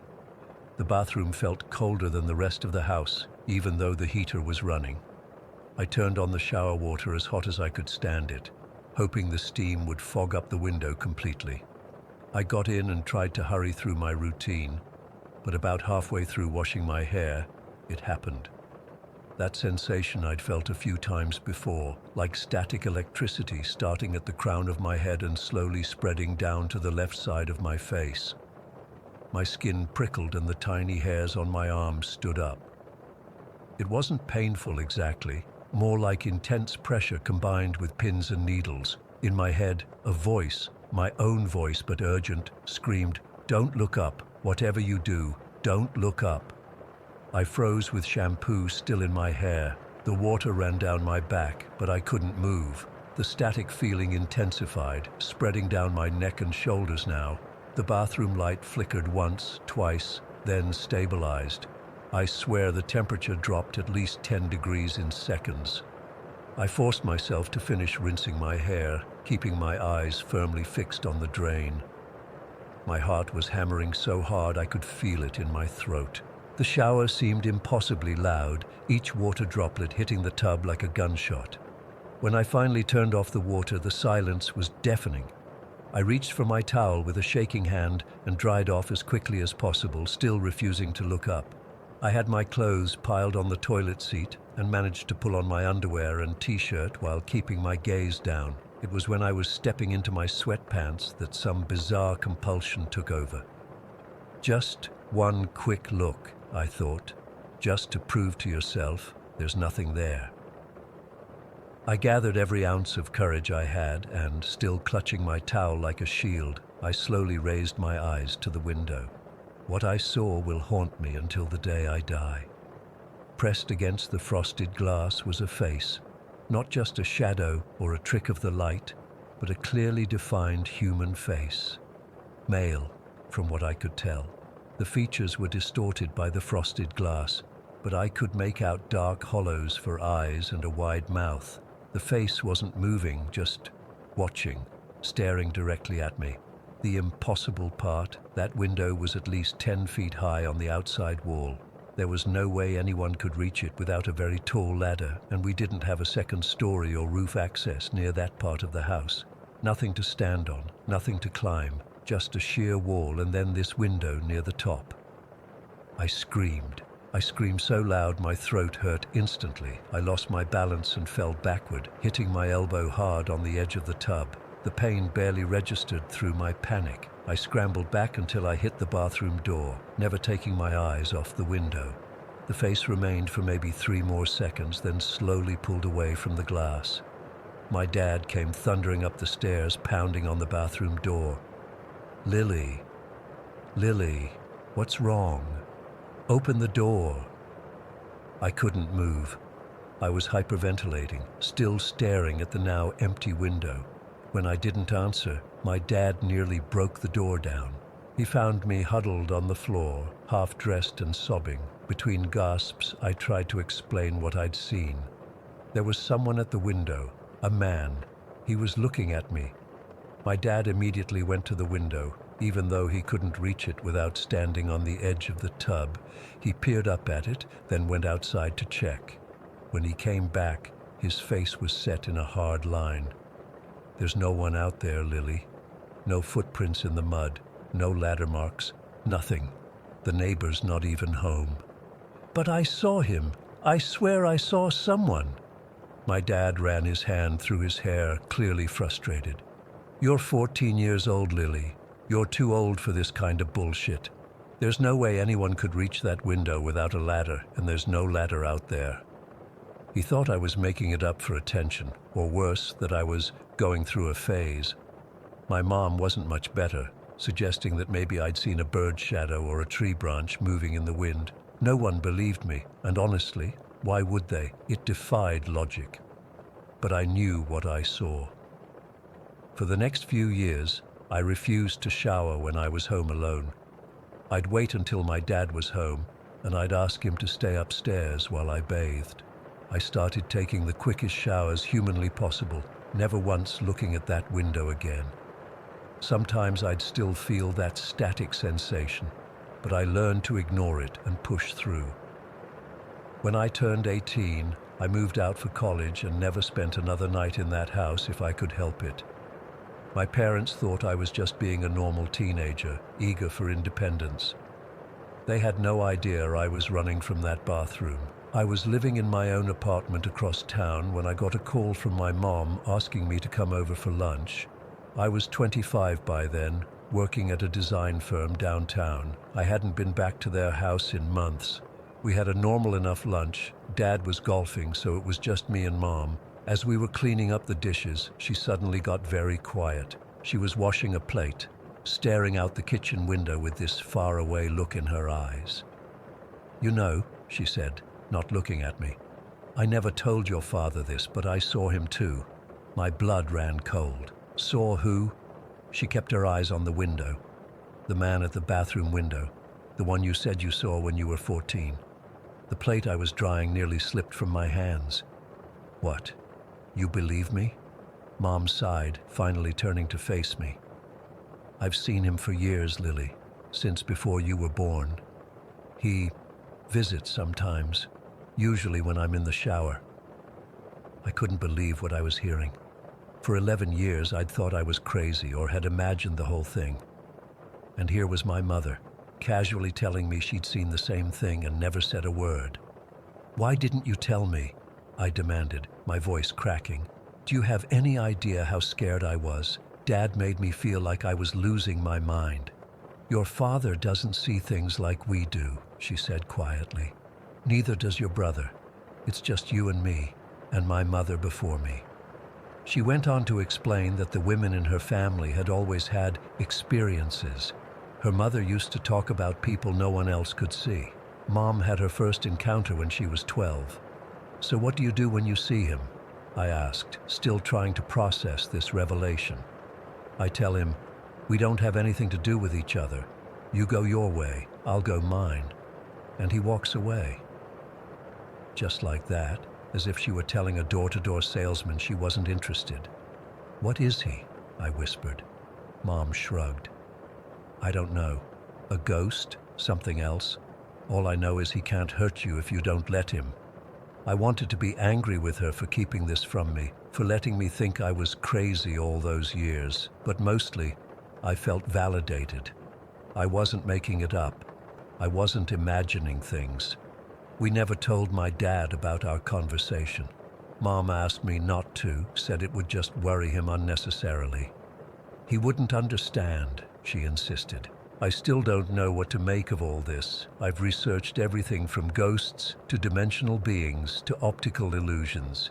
Nothing explains how someone or something could appear at a window 10 feet off the ground with no support." I'm in therapy now, trying to work through the trauma of that day and the years of doubt that followed. My therapist is open-minded about paranormal experiences, which helps. She says whether it was real in the conventional sense or not, the fear I felt was real, and that's what matters. I haven't experienced the static sensation in years, not since I moved away from Portland entirely, but I still check windows when I shower. I still feel uneasy in bathrooms with windows, no matter how high up they are, and sometimes, just as I'm falling asleep, I swear I can feel eyes on me. I keep the blinds closed now, always. Story 11. I've been sitting on this experience for a few weeks now, trying to make sense of it, but I just can't rationalize what happened. I need to get this off my chest because it's been making me question everything I thought I knew about my apartment and, honestly, about reality itself. I've lived in the Pineview apartments for about 3 years now. It's nothing special, just a small 2-bedroom on the 2nd floor that I share with my pets. My mini poodle, Oscar, has been with me for 15 years. He's getting pretty old now, mostly sleeps all day, and his little legs aren't what they used to be. I also have 2 pet rats, Peanut and Butter, who live in a metal cage on my dresser. They're relatively new additions to our little family. About 3 weeks ago, I was fighting some kind of flu. Nothing major, just feeling run down with a fever that wouldn't quit. I hadn't been eating much and probably wasn't drinking enough water either. By evening, I was completely exhausted but couldn't sleep, so I was just lying in bed reading a book on my Kindle around 11 at night. Oscar was in his little dog bed in the corner of my room. He'd been there since about 8 o'clock, completely zonked out. Poor guy gets so tired these days. Once he's asleep, he's basically out for the count. The rats were in their cage doing whatever rats do at night, probably running on their wheel or something. I remember feeling kind of zoned out from the fever, just trying to distract myself with my book when I felt it, that distinctive vibration on the floor, the one I've felt thousands of times over the years. It was Oscar's signature pitter-patter walking around my bed. I'd recognize that feeling anywhere after 15 years. It's this specific cadence, slightly uneven because his back right leg has always been a bit weaker than the others. I didn't think much of it at first. Oscar sometimes gets up at night to get water or just reposition himself. I expected to feel him jump up on the bed like he usually does when he wakes up in the middle of the night. He always sleeps better, curled up next to me. But after about 30 seconds, I realized he hadn't jumped up. The pitter-patter had just stopped. I called out, "Oscar," thinking maybe he'd gotten distracted by something. No response. Not even the jingling of his collar tags. I put my Kindle down and turned on my bedside lamp. I glanced over to Oscar's bed, expecting to see it empty. But there he was, still curled up exactly as he had been hours ago, dead to the world. He hadn't moved an inch. His chest was rising and falling in that deep sleep rhythm, and there was even a little wet spot on his bed where he'd been drooling, something he only does when he's been asleep for hours. I sat up, suddenly very alert despite my fever. I knew what I'd felt. Those vibrations weren't something I could have imagined or confused with anything else. They were too specific, too familiar. Oscar has this unique way of walking, slightly hesitant with a pause between each step. That's exactly what I'd felt. I got out of bed and checked the entire apartment, thinking maybe someone had broken in, though how they would mimic my dog's walking pattern was beyond me. Everything was locked up tight, no open windows, no signs of intrusion. When I came back to my bedroom, something caught my eye that made my blood run cold. Peanut, one of my rats, was sitting on top of his cage, just sitting there, perfectly still, staring at nothing in particular. Now this cage has a metal top with clasps that lock shut. There's absolutely no way a rat could open it from the inside, and even if they somehow managed that impossible feat, they couldn't close it behind them. I know I hadn't taken them out earlier. I'd been too sick to do much of anything that day. I approached the cage carefully, still trying to process what I was seeing. Peanut didn't react to me at all, which was strange. He's usually very responsive. I gently picked him up, and he felt not normal. Not warm and wiggly like he usually is, but not exactly cold either. Just different somehow. I put him back in the cage, double-checking the clasps. They were secure, just as they should be. Butter was inside, running on his wheel like nothing was wrong. I stood in the middle of my room, trying to make sense of everything. I'd felt my dog walking around my bed, but he hadn't moved. My rat was somehow outside his securely locked cage, and there was this feeling in the room, like the air was heavy and watching me. That's the only way I can describe it, like when you feel someone's eyes on you, but there's nobody there. I'm not typically someone who jumps to supernatural explanations. I tried to rationalize it all. Maybe the fever was making me hallucinate. Maybe dehydration was causing me to feel things that weren't happening, but that wouldn't explain Peanut being outside his cage. I grabbed a glass of water and some Tylenol, then got back into bed with all the lights on. Oscar was still asleep, undisturbed. I couldn't take my eyes off him, half expecting him to be in two places at once or something equally impossible. Around midnight, I felt it again. The distinct pitter-patter around my bed.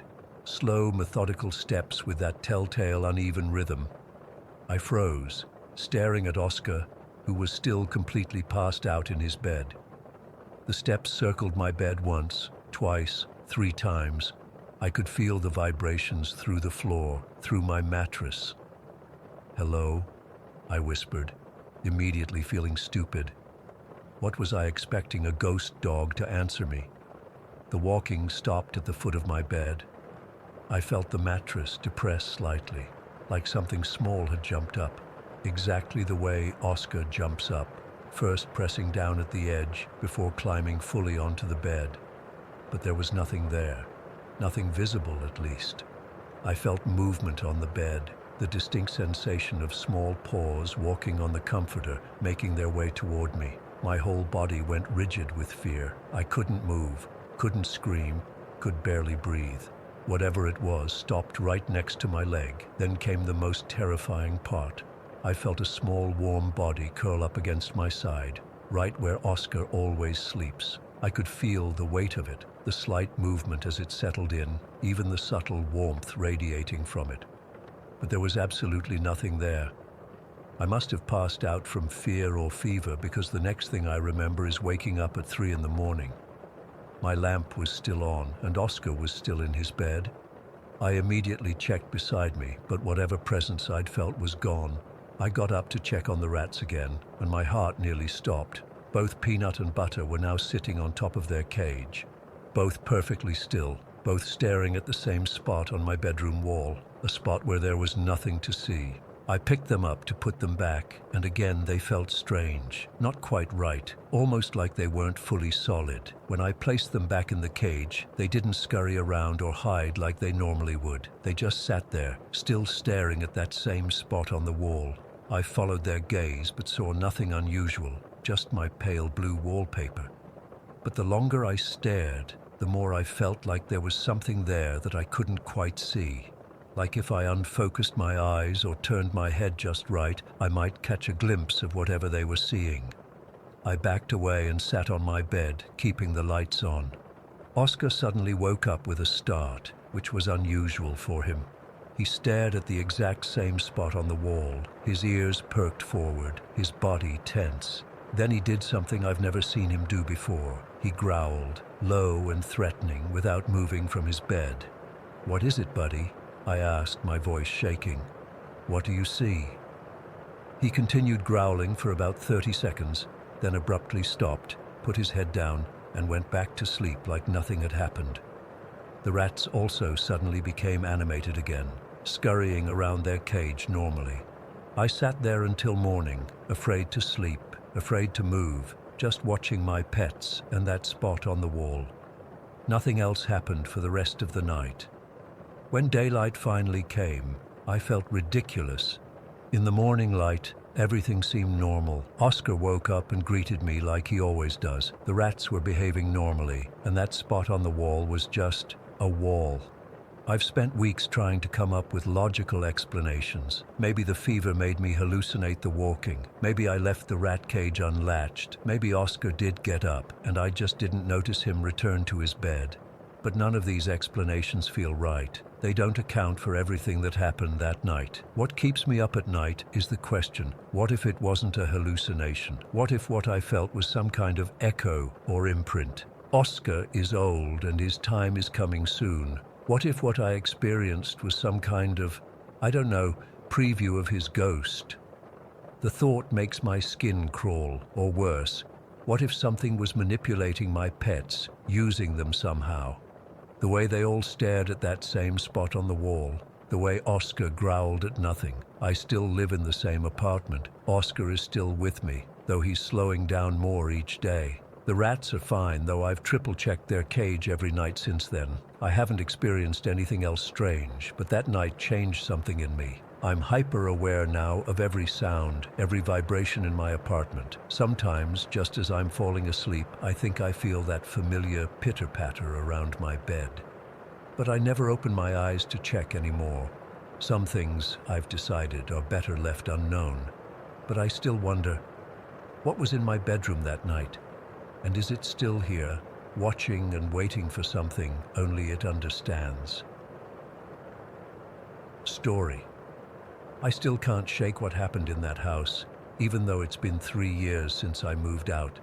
I've tried telling a few people, but they either think I'm exaggerating or just laugh it off. So I figured I'd share it here where people might actually understand. I joined Phi Gamma sorority during my sophomore year at Westfield College, a small school in a historic town in Georgia. Our sorority house was this massive old plantation-style building with those huge white columns and a porch that wrapped all the way around. It looked like something out of a southern postcard. Beautiful during the day, but at night, that's a whole different story. The first time I toured the house was during rush week. Shannon, our chapter president, showed me around the first floor, which was gorgeous. High ceilings, hardwood floors, a huge kitchen, and a common area where everyone hung out. I remember thinking, wow, this is exactly what I pictured college would be like. Then we went upstairs. I'm not kidding when I say I physically felt the air change. It was like walking through some invisible barrier. The temperature dropped at least 10 degrees, and there was this weight in the air that made it harder to breathe. Shannon didn't seem to notice, but I remember crossing my arms and rubbing them because I suddenly had goosebumps everywhere. "And here's where most of the girls sleep," Shannon said, pointing down a hallway with 4 bedrooms on each side. "You'll probably be sharing with Kelsey if you join." But what caught my attention was the room at the end of the hall. The door was closed, unlike all the others. "What's that room?" I asked. Shannon hesitated. "That's just the guest room. We don't use it much." There was something in her voice that made me curious. "Can I see it?" She looked uncomfortable but nodded. "Sure, but it's nothing special." The guest room was weird. It wasn't just that it was colder than the rest of the upstairs, or that it was oddly shaped with slanted ceilings. It was the feeling, like someone was watching from every corner. But the worst part was the door in the corner. "Does that go to another bedroom?" I asked, pointing at it. "No, that's the attic access. We keep it locked." I should have asked why, but something told me not to. I joined the sorority anyway. For the first few weeks, everything was normal. I was caught up in classes and getting to know my sisters, and I barely thought about that weird feeling I'd had upstairs. The house had been the Phi Gamma home for 25 years, so clearly nothing too terrible had happened, right? Wrong. About a month in, I was hanging out in the kitchen with Zoe, another new member. It was around 11 at night, and most of the girls had gone out to a party, but we'd both decided to stay in. We were sharing a bottle of wine and talking about our psych professor when we heard it. A loud thud from upstairs, like something heavy had fallen. We both froze. "Did you hear that?" I whispered. Zoe nodded, her eyes wide. "Is someone else home?" "I don't think so. Everyone said they were going to the Sigma Chi thing." We sat there for a second, trying to convince ourselves it was nothing. Then came the scraping sound, like metal dragging across the floor. And then footsteps. Not running, but slow, deliberate steps moving toward the top of the staircase. I swear my heart stopped. The footsteps paused at the top of the stairs, like whatever it was deciding whether to come down. "We should check it out," Zoe said, but her voice was shaking. "Are you crazy?" I hissed, but I knew we couldn't just sit there all night wondering. We crept up the stairs together, clutching our phones with the flashlight apps on. The second floor was empty. We checked all the bedrooms, nothing. Finally, we reached the kitchen area upstairs. The house had a small kitchenette on each floor. There we found 2 metal baking sheets on the floor. One was directly under the open cupboard. The other had somehow ended up clear across the room under the table. "It probably just fell," Zoe said, but we both knew that didn't explain how one pan had traveled 10 feet across the room, or the footsteps we'd heard. After that night, I started noticing things, the way the upstairs would get inexplicably cold, even when the heat was blasting. The way some rooms, especially that guest room, always felt occupied, even when they were empty. I wasn't the only one. All the girls had stories. Then came the night of the sleepover. It was a sorority tradition. Once a semester, everyone slept in the common areas downstairs, except there were 26 of us and only space for about 20 to comfortably sleep in the living room and dining room. The seniors got to claim their spots first, then juniors, and so on. As a sophomore pledge, I ended up drawing the short straw, literally. We picked straws to see who would sleep in the actual bedrooms, and I got the shortest one. "Guess you're in the guest room, Amelia," said Heather, our social chair, with a hint of relief in her voice. My stomach dropped. Can't I just squeeze in down here? Rules are rules, she said, but then leaned in closer. Just keep the attic door locked and try to fall asleep with your headphones in. You'll be fine. I didn't sleep for the first 2 hours. I just lay there staring at the attic door with its flimsy chain lock, wondering why everyone seemed so weird about this room. Around 1 in the morning, I finally started drifting off, my Spotify playlist drowning out the creaks and groans of the old house. That's when I felt it. A gentle tug on my blanket, like someone was slowly pulling it from the foot of the bed. I jolted upright, but there was nobody there. The room was empty, the attic door still closed. I told myself it was just my imagination and eventually fell into an uneasy sleep. I woke up again at 3:15. My playlist had stopped, and in the silence, I heard it. Footsteps. Not from the hallway, but from above me. Soft, shuffling steps moving across the attic floor, then creaking on the attic stairs like someone was slowly coming down. I was paralyzed with fear. That's when I noticed my blanket was completely off the bed, crumpled on the floor like it had been yanked off. As I stared at it, the doorknob to the attic began to turn slowly back and forth. Then the door itself started to shake, the chain lock rattling as something on the other side tried to get in. I couldn't scream. I couldn't move. I just watched in horror as the door shook harder, the chain straining against whatever was pushing from the other side. After what felt like forever, it stopped. The footsteps retreated back up the stairs, and the attic fell silent. I didn't wait to see what would happen next. I grabbed my pillow and ran downstairs, spending the rest of the night wedged between 2 girls on the living room floor. When they asked what happened, I just said I got scared, sleeping alone. No one questioned it. At breakfast the next morning, Madison, one of the juniors, looked terrible. When I asked if she was okay, she hesitated before telling me she'd had a nightmare about a man trying to convince her to come to the attic. He kept saying he had something to show me, she whispered. But his eyes were all wrong. They were black, like there was nothing behind them. I nearly choked on my coffee. I hadn't told anyone about what happened in the guest room. Later that day, Shannon showed me something I wish I'd known about earlier, a leather-bound journal kept in a drawer in the house mother's office. It was labeled House Log, but was actually a record of all the weird stuff that had happened in the house since the 90s. There were dozens of entries. April 1997, saw a woman's reflection in the bathroom mirror. When I turned around, no one was there. November 2002, heard someone calling my name when I was alone in the house. February 2008, my hairbrush disappeared from my room. Found it 3 days later on the attic stairs. No one admits to putting it there. October 2013, woke up to all the kitchen cabinets open and dishes rearranged. The entries went on, spanning over 25 years. Some were mundane, things moving around, cold spots, weird noises. Others were terrifying, figures seen standing over beds, girls feeling hands on them when they were alone, voices having full conversations in empty rooms. The worst part, almost all of them mentioned the attic or the guest room. I asked Shannon why they still lived there if all this had been happening for years. She shrugged and said, "It's tradition. Besides, it's never actually hurt anyone. It's just there." But after my experience, I started asking more questions. I found out the house hadn't always been a sorority.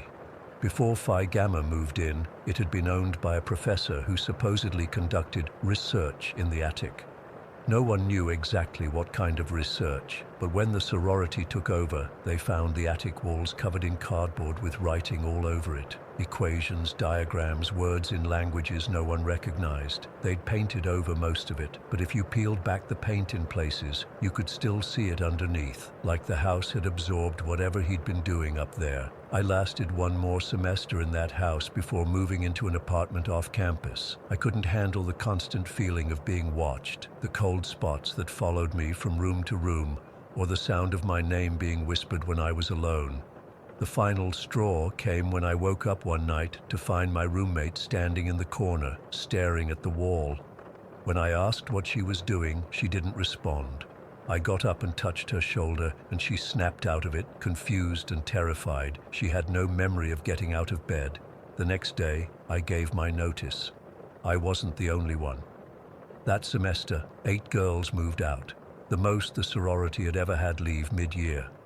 Last year, I heard Phi Gamma finally moved to a new house closer to campus. The old house is empty now, as far as I know. Sometimes I drive by it when I visit friends who still attend Westfield. It looks the same, grand, beautiful, inviting, but I know better. And sometimes when I look up at the small attic window, I swear I can see something looking back. Story 13. I've debated for months whether to post this. Part of me still thinks writing it all down will somehow make it come back, but I need to get this off my chest. I lived in repurposed Air Force Base housing while attending college in Millfield from 2016 to 2019. The rent was dirt cheap compared to campus housing, which was the only reason I agreed to stay there despite all the stories I'd heard. From the moment I moved in, weird shit started happening. Nothing major at first, just the feeling of being watched, objects not being where I left them, that sort of thing.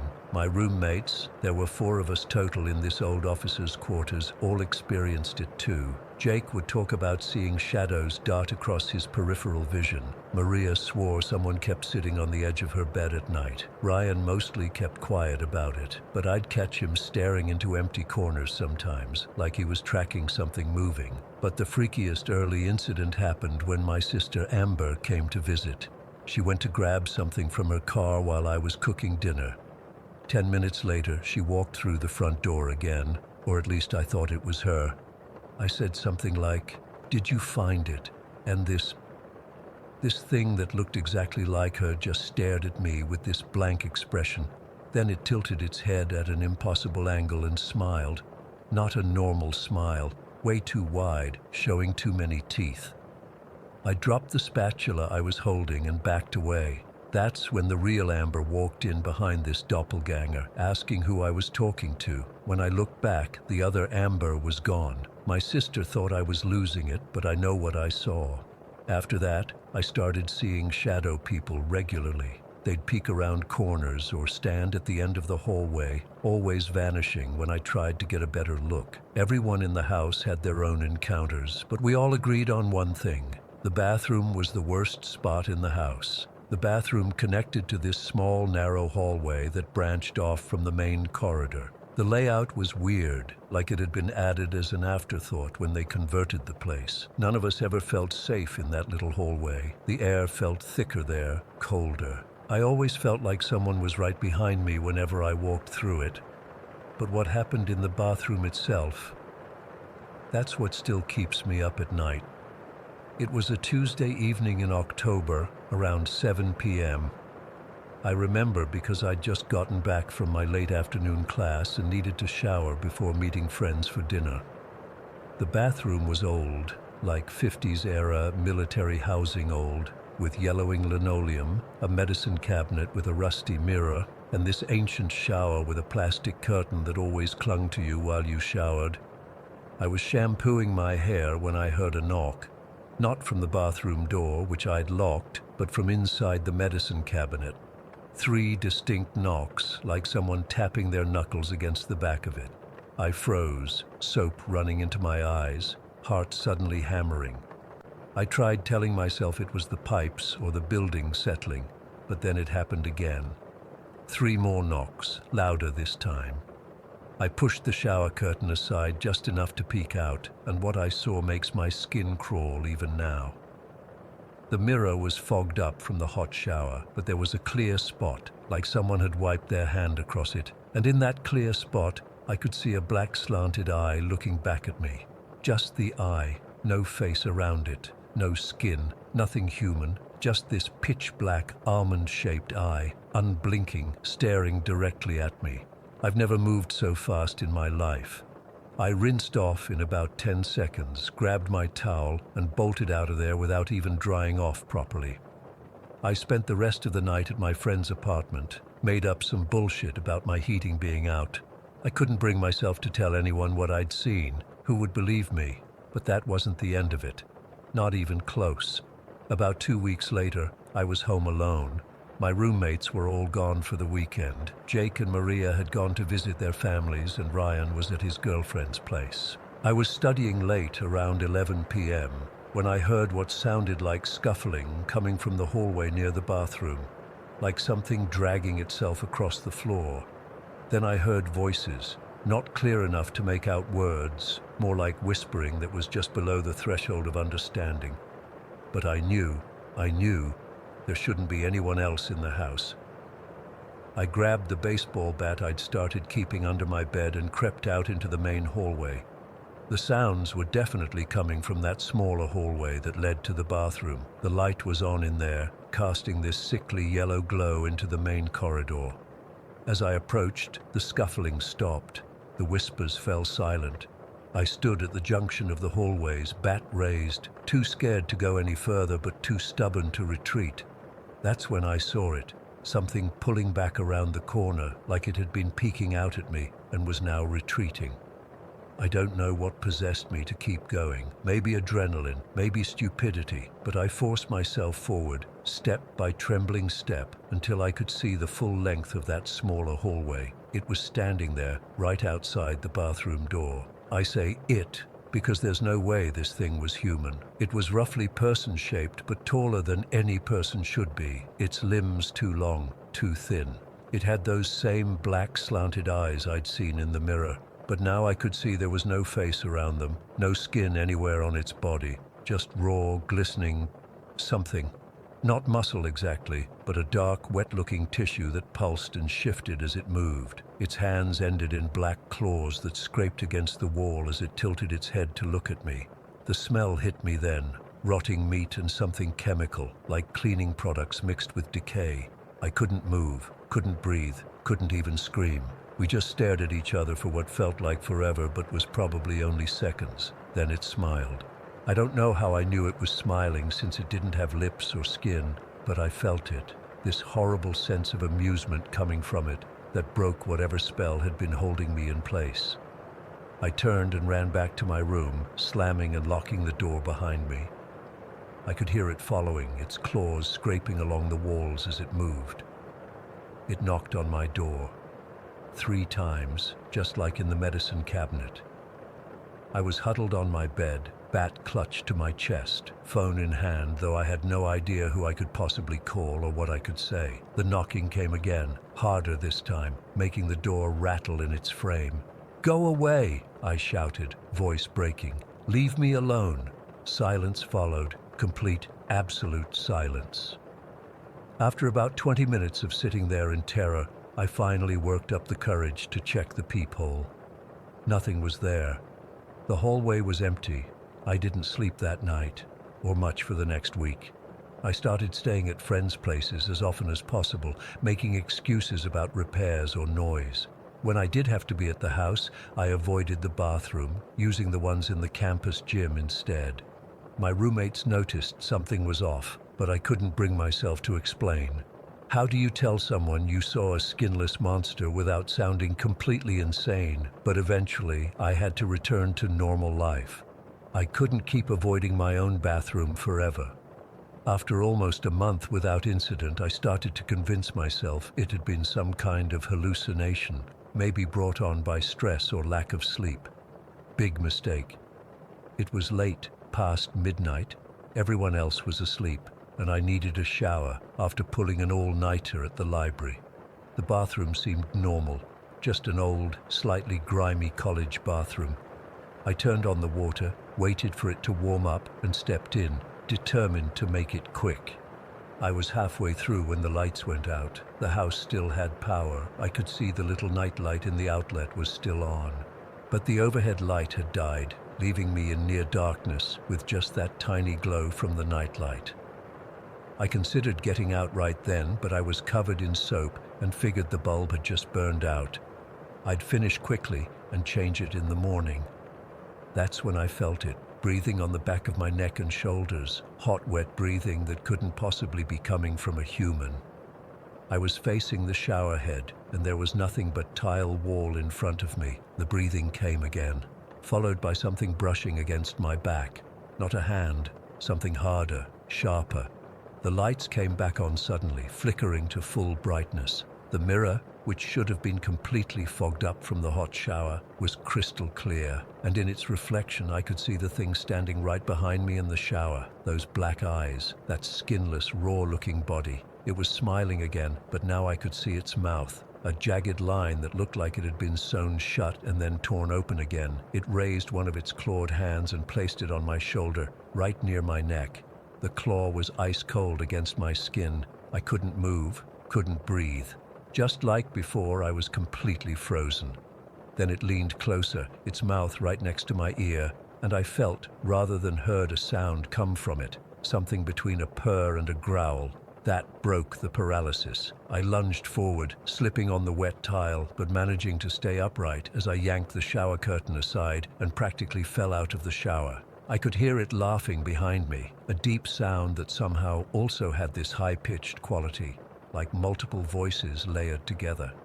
I ran naked and soaking wet down the hall to my room, not even bothering to grab a towel. As I slammed my door shut, I heard the bathroom door close too, with deliberate slowness, like it was mocking my panic. My roommates found me the next morning, huddled in the corner of my room, wrapped in my comforter, still awake and shaking.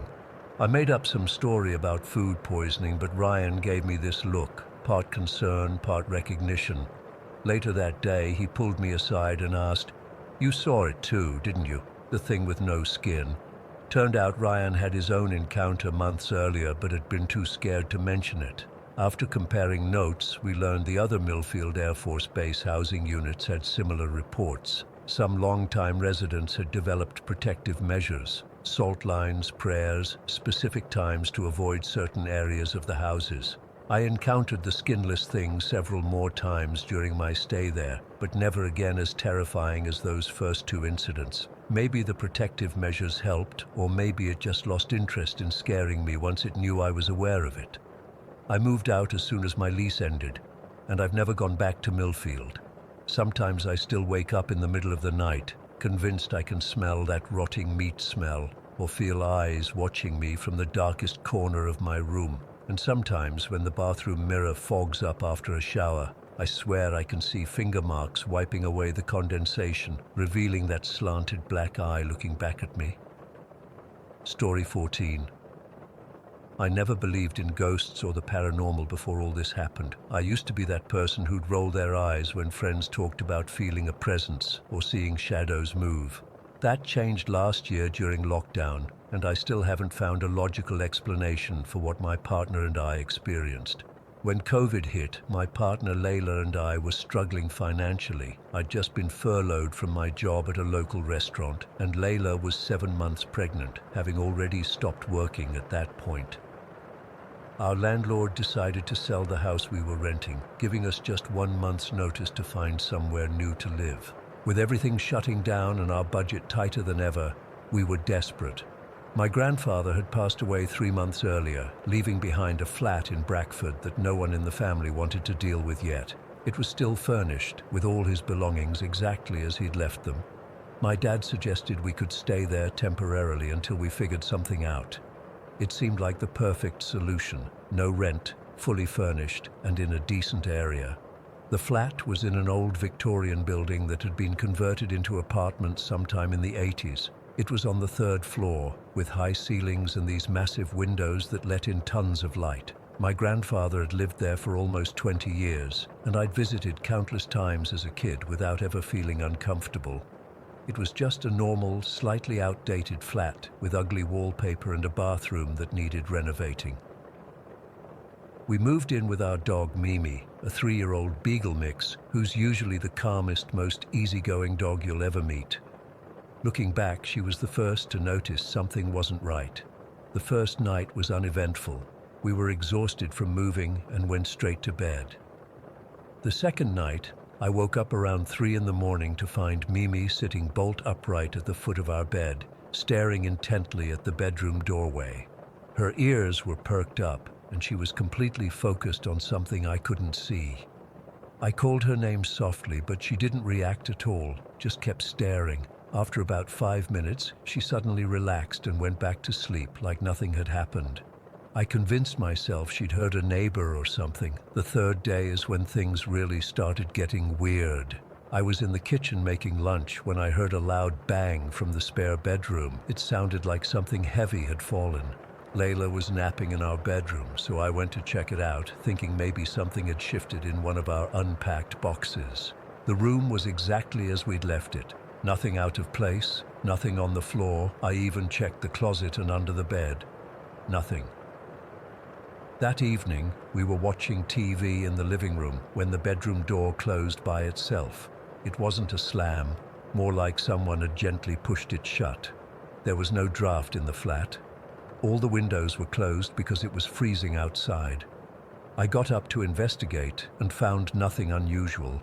I tried to recreate it by walking heavily near the door or opening and closing the front door to create air pressure, but nothing made it move. Layla laughed it off, saying old buildings settle and make weird noises. I wanted to believe that, but something felt off. That night, Mimi refused to go into the spare bedroom. She'd stop at the threshold, hackles raised, and no amount of coaxing would get her inside.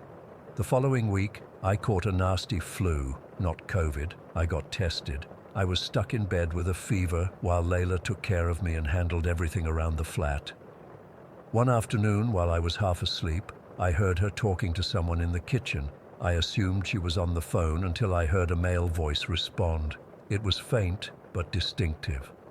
When she came in to check on me a few minutes later, I asked who she'd been talking to. "No one," she said, looking confused. "I've been alone all morning." I must have looked worried because she immediately checked my temperature and said I was probably just dreaming because of the fever. Maybe I was. I don't know anymore. The next day, Layla experienced something that couldn't be explained away so easily. She was alone in the flat while I was out getting groceries. She was in the bathroom when she heard the front door open, footsteps walking to the kitchen, the kettle being filled and switched on, and cupboards opening and closing. Thinking I'd returned, she called out my name but got no response. When she went to the kitchen, it was empty. The kettle was warm but not hot, and the front door was still locked from the inside with the chain on. She called me immediately, freaking out. I rushed home to find her sitting in the car in the parking lot, refusing to go back inside alone. That night, we both heard the banging again. It wasn't just in the spare room now. It seemed to move around the flat, like someone was knocking on different walls. It would start in one corner of the living room, then move to the hallway, then the bathroom. It never followed any pattern and would happen at random times, though most often between 2 and 4 in the morning. Mimi's behavior got increasingly strange. She started following something around the flat with her eyes. Something we couldn't see. She'd track it from one side of the room to the other, her head moving slowly as if watching someone walk by. Sometimes she'd wag her tail at empty spaces or bark frantically at corners where nothing was there. One morning I found her sitting in front of the closed bathroom door, whining softly. When I opened it, she backed away, refusing to go in. There was nothing inside that I could see, but the air felt different, heavier somehow, and much colder than the rest of the flat.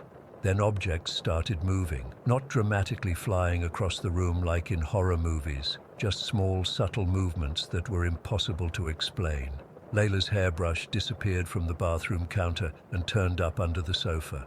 My grandfather's old chess set, which we'd packed away in a box in the spare room closet, was found set up on the kitchen table one morning. Neither of us had touched it. The most convincing incident happened about 3 weeks after we moved in. Layla had put Mimi's dog brush on top of a tall bookshelf, at least 6 feet high, because Mimi hated being brushed and would hide the brush if she could reach it. Later that same day, I found the brush in the middle of the living room floor. Layla swore she hadn't moved it, and I certainly hadn't. Mimi couldn't possibly have reached it, and even if she somehow had, how would she have gotten it down without knocking anything else over? We started keeping a log of all the strange occurrences, trying to find patterns or explanations. The TV would turn itself off randomly. The bathroom light flickered constantly, even after I replaced the bulb twice. The temperature in the spare room would drop dramatically for hours at a time, even though the heating was on throughout the flat. Layla, being 8 months pregnant by this point, was really starting to worry that whatever was happening might somehow affect the baby. I was concerned too, especially when she told me she kept feeling like someone was watching her while she showered. She'd see shadows moving in her peripheral vision, but nothing would be there when she turned to look. One night, desperate for some kind of evidence, we decided to take videos around the flat. Nothing unusual showed up on the regular recordings, but when we used the flash, something strange appeared. There were these orbs of light floating in various rooms, mostly concentrated in the spare bedroom and hallway. I've since learned these can be explained as dust particles, but some of them moved in ways that dust simply wouldn't, making sudden changes in direction or appearing to respond when we spoke. The night before we finally left, something happened that I still can't explain. I woke up around 3 in the morning to find Layla wasn't in bed. Thinking she'd gone to the bathroom, I waited, but when she didn't return after 15 minutes, I got up to check on her. The bathroom was empty. I found her standing in the spare bedroom in complete darkness, facing the corner. "Layla," I said, flipping on the light. "What are you doing?" She turned around slowly, looking confused. "I don't know," she said. "I was dreaming about a man who needed help finding something. He kept saying it was in this room." She didn't remember getting out of bed or walking to the spare room. That was it for me. The next morning, I called my parents and told them we were leaving. We packed our essential belongings and moved in with them temporarily, despite the COVID risks. We couldn't stay in that flat another night. Here's the thing that still haunts me. 2 days after we left, my dad went to the flat to pick up some things we'd left behind. He called me, sounding shaken. In my grandfather's desk drawer, he'd found an old envelope with my name on it. Inside was a letter my grandfather had written months before he died but never sent. In it, he apologized for not telling me something important about the flat. He wrote that ever since he'd moved in, he'd experienced strange phenomena. Noises, moving objects, unexplained presences. He'd learned to live with it, believing the entities meant no harm.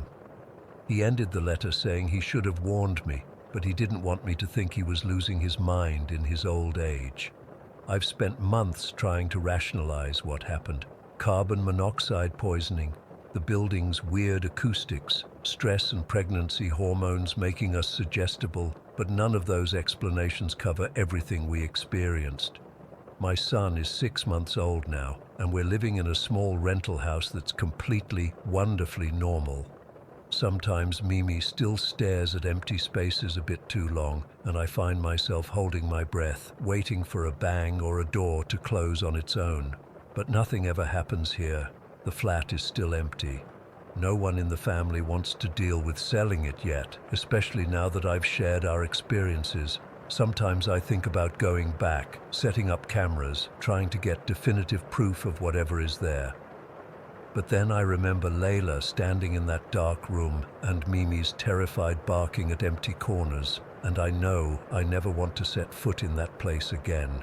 I still don't know if I believe in ghosts, but I know something was in that flat with us, something I can't explain, and whatever it was, it knew we were there too.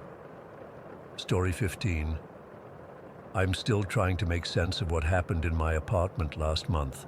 I've gone over it 1,000 times in my head, looking for some rational explanation, but I keep coming up empty.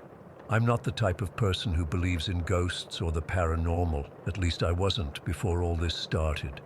I live in a small one-bedroom apartment in Pinecrest. Nothing special about it, just your typical beige walls, worn carpet, and neighbors you occasionally hear through the thin walls. I've been here for about 3 years with my miniature poodle, Bella, who I've had since she was a puppy. She's 15 now, which is pretty old for a dog. These days, she mostly sleeps, her once energetic personality reduced to brief moments of excitement when I come home or when it's dinner time. I also have a pair of fancy rats, Pepper and Salt, that I keep in a large cage in the living room. They're sweet little things, very intelligent. I've taught them a few tricks, but mostly they just enjoy running on their wheel and nesting in the little hammock I bought them. The first strange occurrence happened on a Tuesday night. I remember because I had just gotten back from a long shift at work and was completely exhausted. It was around 9 in the evening, and I'd settled into bed with a book I'd been trying to finish for weeks. Bella was in her dog bed across the room, already fast asleep and snoring softly. She hadn't moved since I got home, not even when I filled her food bowl. That's been happening more often lately. Some days she barely has the energy to eat. I was about 2 chapters into my book when I felt it, the familiar vibration of tiny paws walking around the foot of my bed. Anyone who's had a small dog knows that sensation, the subtle movement they create when they circle around looking for the perfect spot to settle. I smiled, thinking Bella had finally decided to join me, and continued reading without looking up. Then I heard the distinct sound of her paws on the hardwood, that light pitter-patter that echoes slightly in my small bedroom. The sound moved from the foot of the bed up along the side, exactly the path she always takes before jumping up. A moment later, I felt the mattress depress slightly near my feet, that unmistakable feeling of a small dog jumping onto the bed. "Hey girl," I said, reaching down to pet her without looking away from my book. My hand met nothing but the comforter. I glanced down, confused, thinking she must have moved, but there was nothing there. No Bella, no depression in the blanket where she should have been. I looked up across the room and froze. Bella was still in her bed. She hadn't moved an inch. Her chest rose and fell with the deep, steady breathing of sleep. She hadn't been anywhere near my bed.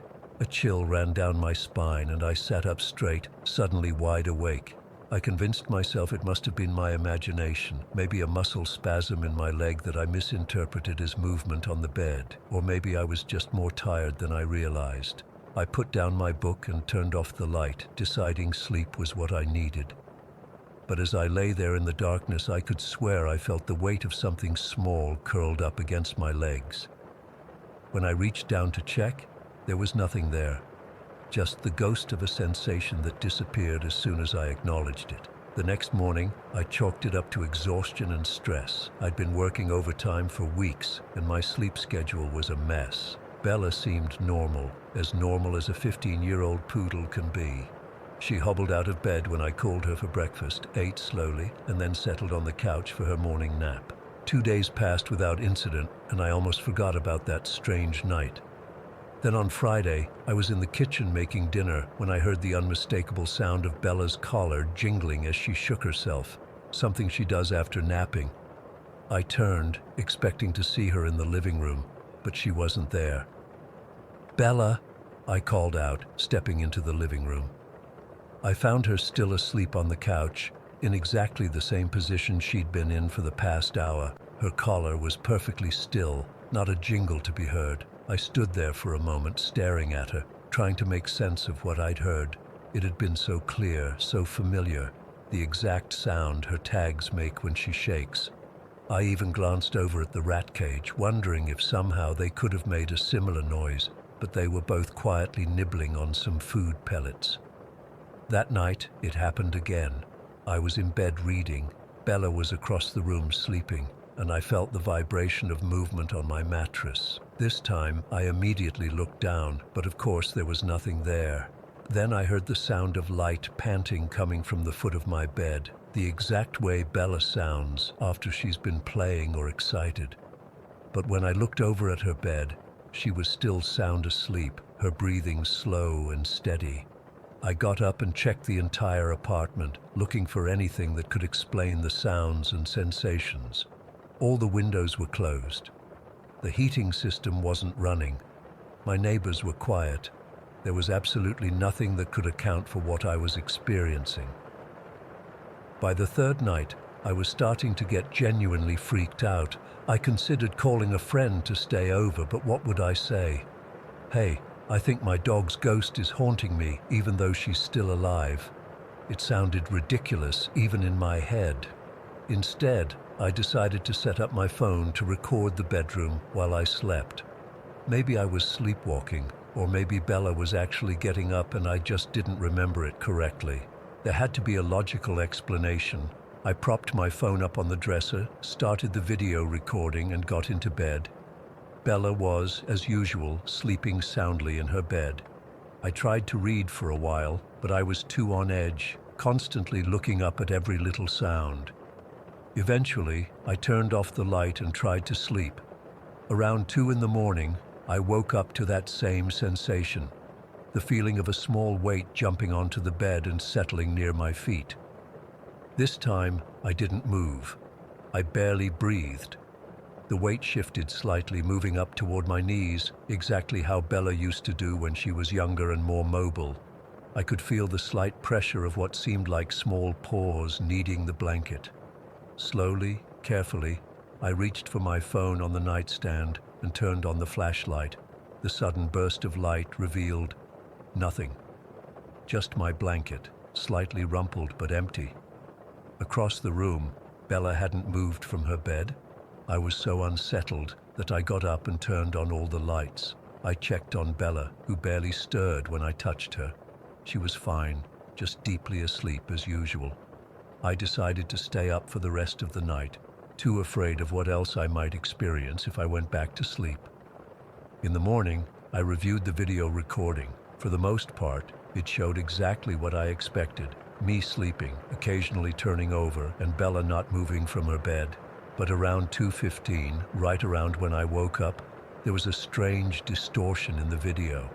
Not a clear shape or figure, just a sort of blurring, like heat waves, near the foot of my bed. It lasted for about 3 minutes, then disappeared. I watched it over and over, trying to convince myself it was just a camera glitch, but the timing was too perfect to be a coincidence. That afternoon, I deep cleaned my entire apartment, partly to keep busy, and partly because I thought maybe there was something in the air causing hallucinations. Carbon monoxide poisoning crossed my mind, so I checked the detector. It was working fine, no alarms. I opened all the windows to air the place out, took some allergy medication in case it was some kind of reaction, and even considered the possibility that I was getting sick, but I felt fine physically. No fever, no headache, nothing that would explain what I was experiencing. The strangest incident happened that night, around 8 o'clock. I was sitting on the couch watching TV, Bella asleep beside me, when I heard a soft scratching sound coming from the rat cage. I looked over, expecting to see one of them digging in their bedding, but instead, I saw something that made my blood run cold. Pepper, my black and white rat, was sitting on top of the cage, not inside it, on top of it. I froze, staring in disbelief. The cage door was securely latched. The top of the cage had no openings large enough for a rat to squeeze through. There was absolutely no way Pepper could have gotten out on his own, let alone climb to the top of the wire cage. Yet there he was, calmly grooming himself as if this was perfectly normal. "What the hell?" I whispered, slowly getting up. As I approached, Pepper looked at me, whiskers twitching. He made no attempt to run or hide.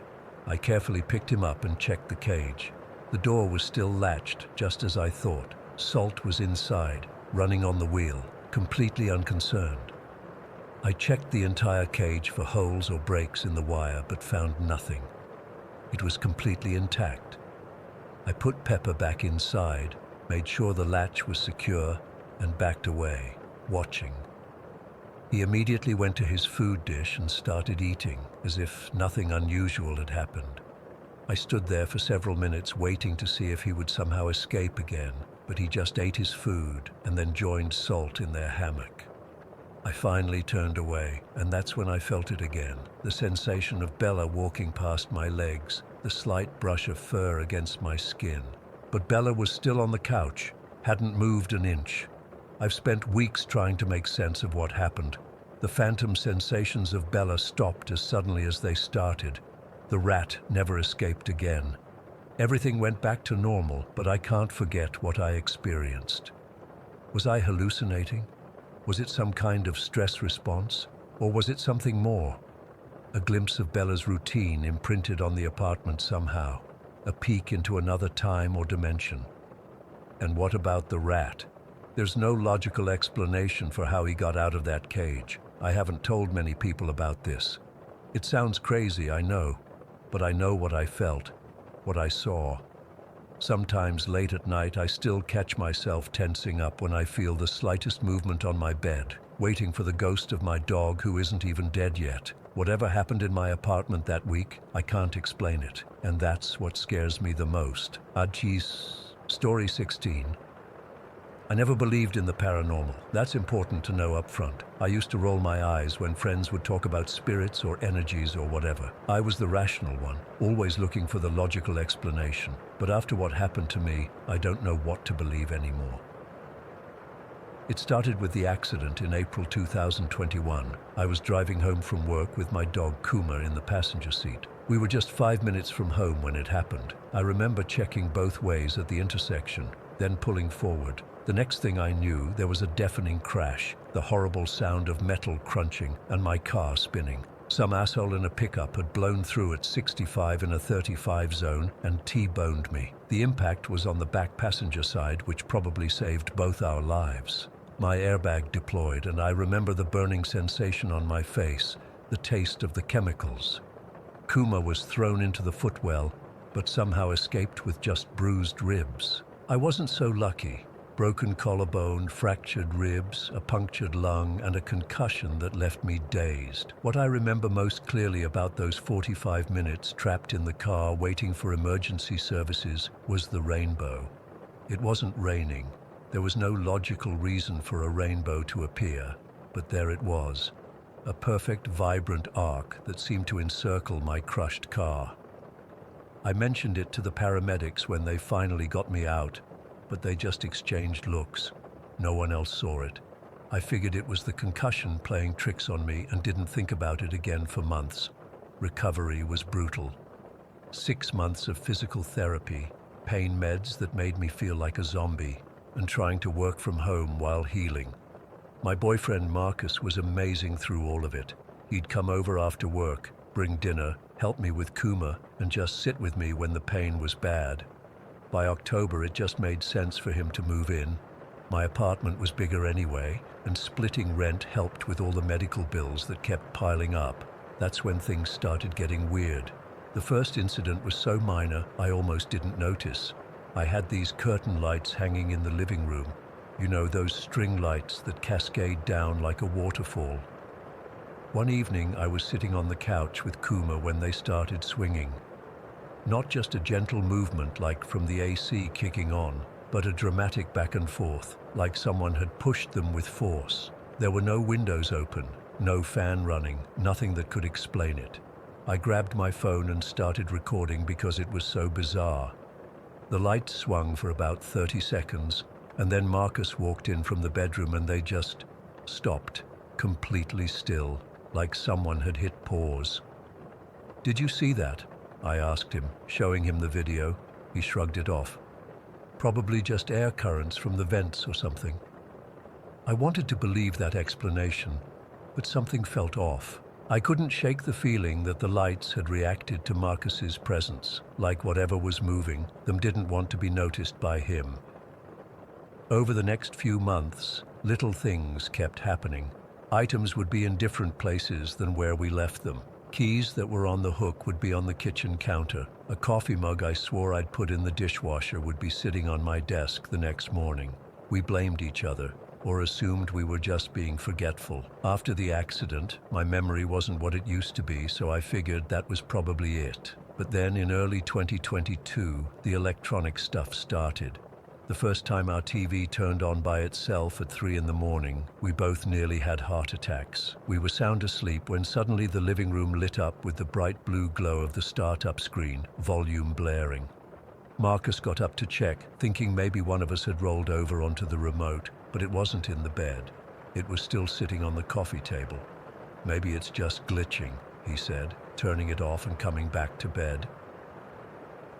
2 nights later, it happened again. And then it became a regular occurrence. 2 or 3 times a week, the TV would turn itself on at random times. Then it was the PlayStation. We'd be out running errands, come home, and find the PS5 powered up, the controller lights blinking. neither of us had touched it before leaving.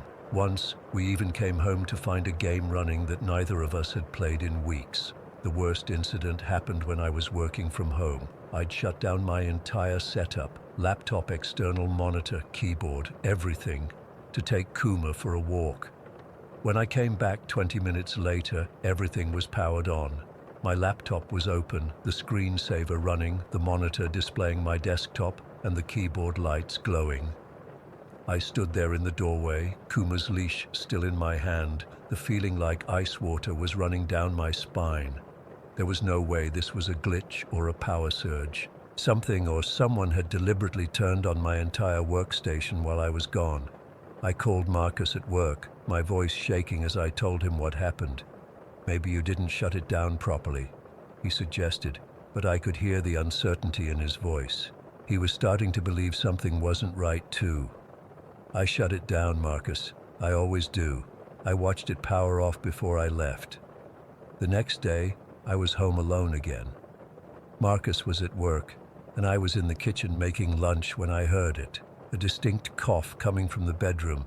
Marcus has this specific way of clearing his throat, a quick double cough that I'd recognize anywhere. But he wasn't home. I stood frozen, butter knife in hand, listening. It happened again. That same cough. Kuma's ears perked up too, and he looked toward the bedroom, tail wagging slightly like he expected to see Marcus. "Hello?" I called out, my voice embarrassingly small in the quiet apartment. No response. I slowly walked to the bedroom, Kuma at my heels. The door was half open, just how I'd left it. I pushed it wider, heart pounding, but the room was empty. No one was there. Nothing was out of place. After that, I started hearing the phantom coughing regularly, always when Marcus wasn't home, always sounding exactly like him. Sometimes from the bedroom, sometimes from the bathroom, once even from right behind me when I was washing dishes. I whipped around so fast I dropped a glass, but no one was there. I tried to tell myself it was just the neighbors, sound traveling through the walls in weird ways, but deep down, I knew better. This wasn't coming from next door. This was in our apartment. Then came the vibrations. I'd be sitting on the couch watching TV or reading and suddenly feel a buzzing beneath me, exactly like when a phone on vibrate goes off under a cushion. The first few times, I dug around thinking it was my phone or Marcus's, but we'd check and our phones would be across the room or in our hands already. The vibrations would last for 5 to 10 seconds, then stop. Sometimes they'd happen 3 or 4 times in a row, like someone was repeatedly calling and getting sent to voicemail. It got to where I avoided sitting on the couch, unless Marcus was home too.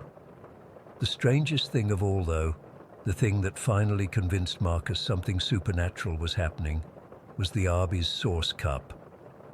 One night in April 2022, almost exactly a year after my accident, we ordered Arby's delivery. I always get extra sauce cups because I'm a dipper.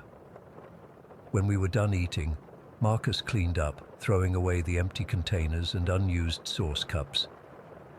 The next morning, I found one of the sauce cups sitting upside down next to Kuma's water bowl. I figured Marcus had missed it somehow when cleaning up, so I tossed it in the trash and didn't think much about it.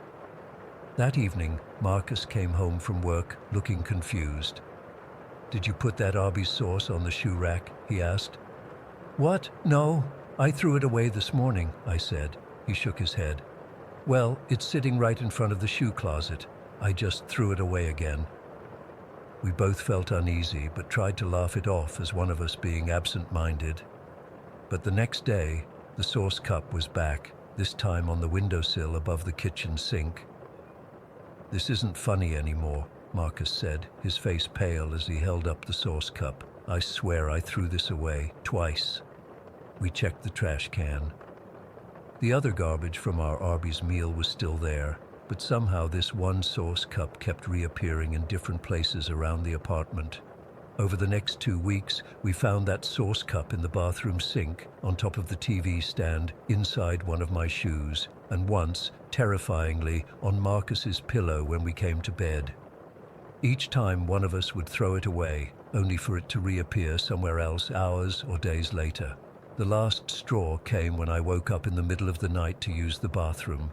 As I was washing my hands, I looked up into the mirror and saw it, the sauce cup, balanced perfectly on top of my head like a tiny hat. I hadn't felt it, hadn't noticed any weight or sensation. It was just there, reflected in the mirror.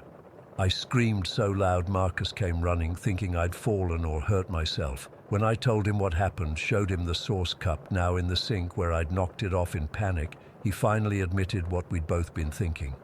"I think something followed you home from the accident," he said quietly. "Something that was there when you almost died. The rainbow, the strange, impossible rainbow that had surrounded my car while I was trapped inside, hovering between life and death.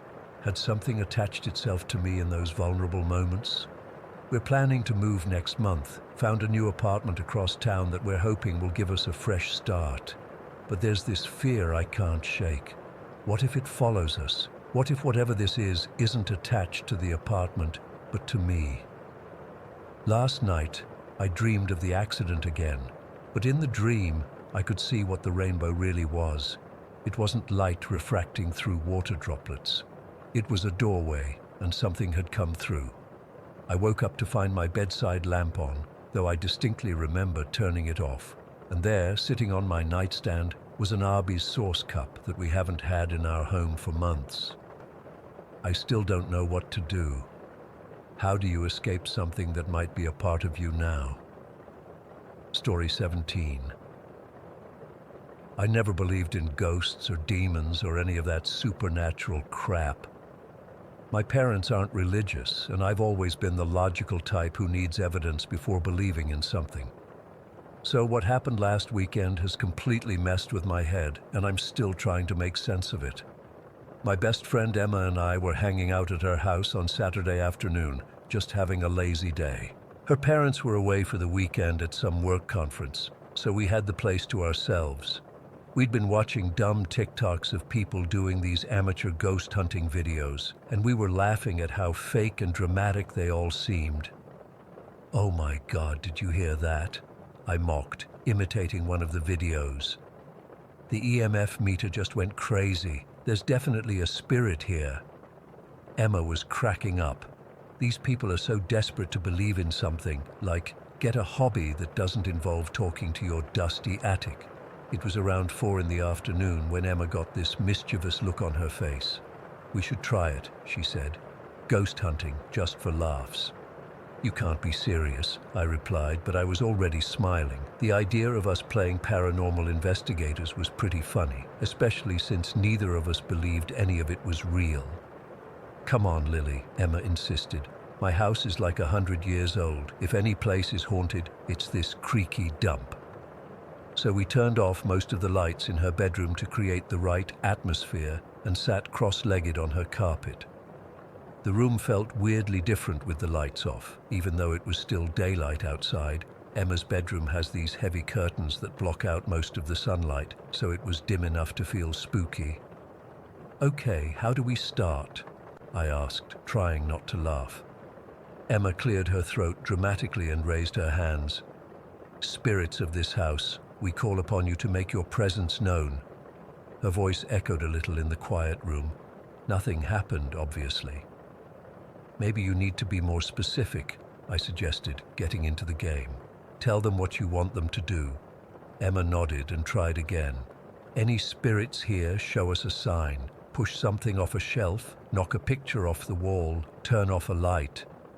We waited in silence for about 30 seconds, and I was about to make a joke when suddenly Emma's water bottle fell off her desk with a loud clatter. Both of us jumped and then immediately started laughing. "Holy shit," I said, catching my breath.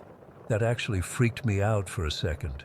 "It was probably just balanced weird," Emma said. But I could tell she was a little startled too. Right as she said that, the lamp on her bedside table flickered. Not just a quick flicker, but an on-off-on pattern that lasted for maybe 3 seconds. Emma's eyes went wide. "Okay, that was weird." "It's an old house," I reminded her. "The wiring is probably garbage." But Emma was getting excited. "What if we actually contacted something?" She wasn't scared, she seemed thrilled at the possibility. "You can't be serious," I said. "2 coincidences don't make a ghost." but Emma was already continuing her session. "Thank you for showing us signs. Can you do something else? Maybe move another object?" Nothing happened this time. "Maybe you should up the stakes," I suggested jokingly. "Ask it to touch one of us." I regret those words so much now. Emma grinned and said, "Any spirits present, you have our permission to touch us if you want to communicate." A chill ran up my spine when she said that, and I immediately felt uncomfortable. "Okay, that's enough," I said. "Let's not invite random entities to grope us, even if they aren't real." Emma laughed. "Fine, scaredy cat, but for the record, I give any spirits full permission to interact with either of us however they want." "Emma," I protested. "That's not funny." She just shrugged. "What? It's not like anything's going to happen. We're just playing around." I felt genuinely uneasy at that point, but I didn't want to seem like I actually believed in this stuff, so I just rolled my eyes. "Whatever. Can we watch a movie now? I'm bored of ghost hunting." We moved on and spent the rest of the evening watching some new Netflix horror movie, eating microwave popcorn, and completely forgetting about our little ghost game. Around 11, I texted my mom that I was heading home. Emma's house is only a 15-minute walk from mine, and our neighborhood is super safe, so walking home alone wasn't a big deal. The night was clear but chilly for May, and I remember feeling like someone was watching me as I walked. I kept looking over my shoulder, but the street was empty. Just streetlights and parked cars. I told myself I was just spooked from the movie we'd watched, but I walked faster anyway, relieved when I finally got home. My parents were already in bed, so I quietly took a shower to wash off the day and warm up. I checked my phone after. No weird texts from Emma, no strange notifications, nothing unusual at all. I fell asleep quickly, exhausted from the day. That's when things got bad. I woke up Sunday morning with a dull ache in my right forearm. At first, I figured I'd slept on it wrong or maybe pulled a muscle while reaching for something. But as I became more awake, the pain intensified. It wasn't just sore, it felt raw, like something had scraped across my skin. I sat up in bed and looked at my arm, but I couldn't see anything in the dim light of my bedroom. I got up and went to the bathroom, flipping on the harsh fluorescent light. What I saw made my stomach drop. 3 long red scratches ran from my wrist almost to my elbow, perfectly parallel to each other. They weren't deep enough to bleed, but they were definitely not there the night before. I would have noticed them in the shower. Next to the scratches were 4 distinct bruises spaced apart like fingerprints, like someone had grabbed my arm hard enough to leave marks. I felt sick. I examined my sheets, thinking maybe I'd scratched myself on something in my sleep, but there was nothing that could have caused these marks. My nails were short, and anyway, the scratches were on the outside of my arm where I couldn't have reached easily myself. With shaking hands, I took a picture of my arm and sent it to Emma. "Did I hurt my arm somehow at your place yesterday?" "This was not here when I went to bed." Emma responded almost immediately. "WTF, no way. You weren't hurt at all when you left. What happened?" I stared at the marks again, my heart pounding. "I don't know. I woke up like this." Emma's next text made my blood run cold. "You don't think it has anything to do with our ghost thing, right?" "Lol." She added the lol to make it seem like a joke, but I could tell she was thinking the same thing I was. I tried to be rational. Maybe I'd scratched myself in my sleep. Maybe I'd had a weird reaction to something I touched at Emma's house. There had to be a logical explanation, but I couldn't stop thinking about Emma giving permission for spirits to touch us. "Not funny," I texted back. "There has to be an explanation." "Come back over," she replied. "My parents won't be home until tonight. We can figure this out." I didn't want to go back to Emma's house. The thought made my skin crawl. But I also didn't want to be alone with my thoughts and these unexplainable marks. As I was getting dressed, being careful not to brush anything against my sore arm, I heard a thump from my closet. I froze, staring at the closed door. It was probably just something falling off a shelf, but my nerves were so on edge that even that small sound sent my heart racing. Slowly, I approached the closet and pulled the door open. Nothing seemed out of place at first glance. Then I noticed one of my shoes had fallen from the rack, a shoe that had definitely been securely in place the night before. I slammed the closet door shut and backed away. This is stupid, I told myself. You're freaking yourself out over nothing. But when I went downstairs, things got weirder. My mom was making coffee in the kitchen and she looked at me strangely when I entered. "Did you get up during the night?" she asked. I shook my head. "No. Why?" "That's weird. I could have sworn I heard footsteps in the hallway around 3 in the morning. I thought it was you going to the bathroom." A chill ran through me. It wasn't me. "Must have been the house settling," my mom said with a shrug, but I could tell she was puzzled. I kept my arm hidden in the sleeve of my hoodie as I poured myself some orange juice. I didn't want to explain the marks to my mom because I didn't have an explanation myself. "I'm going back to Emma's," I told her, my voice sounding more normal than I felt. "Okay, be home for dinner," she replied, not looking up from her phone.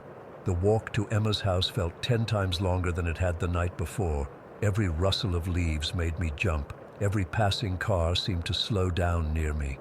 I kept my injured arm pressed against my side, the pain a constant reminder that something wasn't right. When I got to Emma's house, she was waiting for me on the porch, looking pale. "Show me your arm," she said as soon as I approached. I pulled up my sleeve, and Emma gasped. The scratches looked worse in the daylight, red and inflamed against my skin. The bruises had darkened to a deep purple. "Lily, what the hell?" Emma whispered. That looks like someone grabbed you." "I know," I said, my voice breaking a little, "and no one did. I went straight home, took a shower, and went to bed. No one touched me." Emma led me inside to her room, the same room where we'd played our stupid ghost game. It felt different now, colder somehow, even though it was a warm May day. "We need to figure out what happened," Emma said, sitting on her bed while I took the desk chair, deliberately avoiding the spot on the floor where we'd sat for our séance. "I think we know what happened," I said quietly. "We invited something to touch us, and it did." Emma's face went even paler. "You can't be serious. We were just messing around." "Then explain these," I said, pointing to my arm. "Explain the footsteps my mom heard. Explain the shoe that fell in my closet this morning." "You're connecting random events," Emma said, but she didn't sound convinced. "It's probably just a coincidence." "4 coincidences in less than 24 hours?" I asked. Emma bit her lip. "Okay, let's say, just hypothetically, that we did contact something. What do we do now?" Before I could answer, the temperature in the room seemed to drop suddenly. I'm not exaggerating. It was like someone had turned on the air conditioning but focused entirely on the space between us. Emma felt it too. I could see her arms break out in goosebumps. "Emma," I said slowly, "did you leave your closet door open this morning?" She turned to look at her closet, which was now open about 6 inches. "No," she whispered. "I definitely closed it." As we both stared at the closet door, it slowly began to open wider, the hinges creaking in the silence of the room. I wanted to run, but I felt frozen in place. Emma had gone completely still on her bed. The closet door stopped moving when it was fully open, revealing nothing but Emma's clothes hanging neatly inside. Then we heard it, a soft scratching sound, like fingernails dragging slowly across fabric coming from inside the closet. "We need to leave," I managed to say, finding my voice. "Right now." Emma nodded, and we both stood up. But as we moved toward her bedroom door, it slammed shut with such force that the walls shook. I grabbed the doorknob and yanked, but it wouldn't budge. It felt like someone was holding it from the other side, fighting against my pull. "The window," Emma suggested, her voice high with panic. We rushed to her window, but as Emma tried to unlock it, 3 distinct knocks sounded from inside her closet. Knock, knock, knock. We both turned to look. Still nothing visible in the closet, but the scratching sound had gotten louder. My arm began to burn, the pain intensifying until I had to bite my lip to keep from crying out. When I looked down, I saw that the scratches were turning a deeper red, as if they were being reopened by invisible claws. "Emma," I gasped, showing her my arm. Her eyes widened in horror. "Oh my God, Lily, I'm so sorry. I'm so sorry I suggested that stupid game." The scratching sound stopped abruptly, and the room went completely silent. Even the usual sounds of the house, the hum of the refrigerator downstairs, the ticking of Emma's wall clock, seemed to have been muted. Then we heard breathing. Not our own panicked breaths, but a deeper rasping breath coming from the empty space in the center of the room. I've never been so terrified in my life. It felt like something was standing right in front of us, watching, waiting. The air felt thick, almost solid, like we could reach out and touch whatever was there. Emma's bedside lamp, the same one that had flickered during our game, suddenly shattered, the bulb exploding in a shower of glass that made us both scream.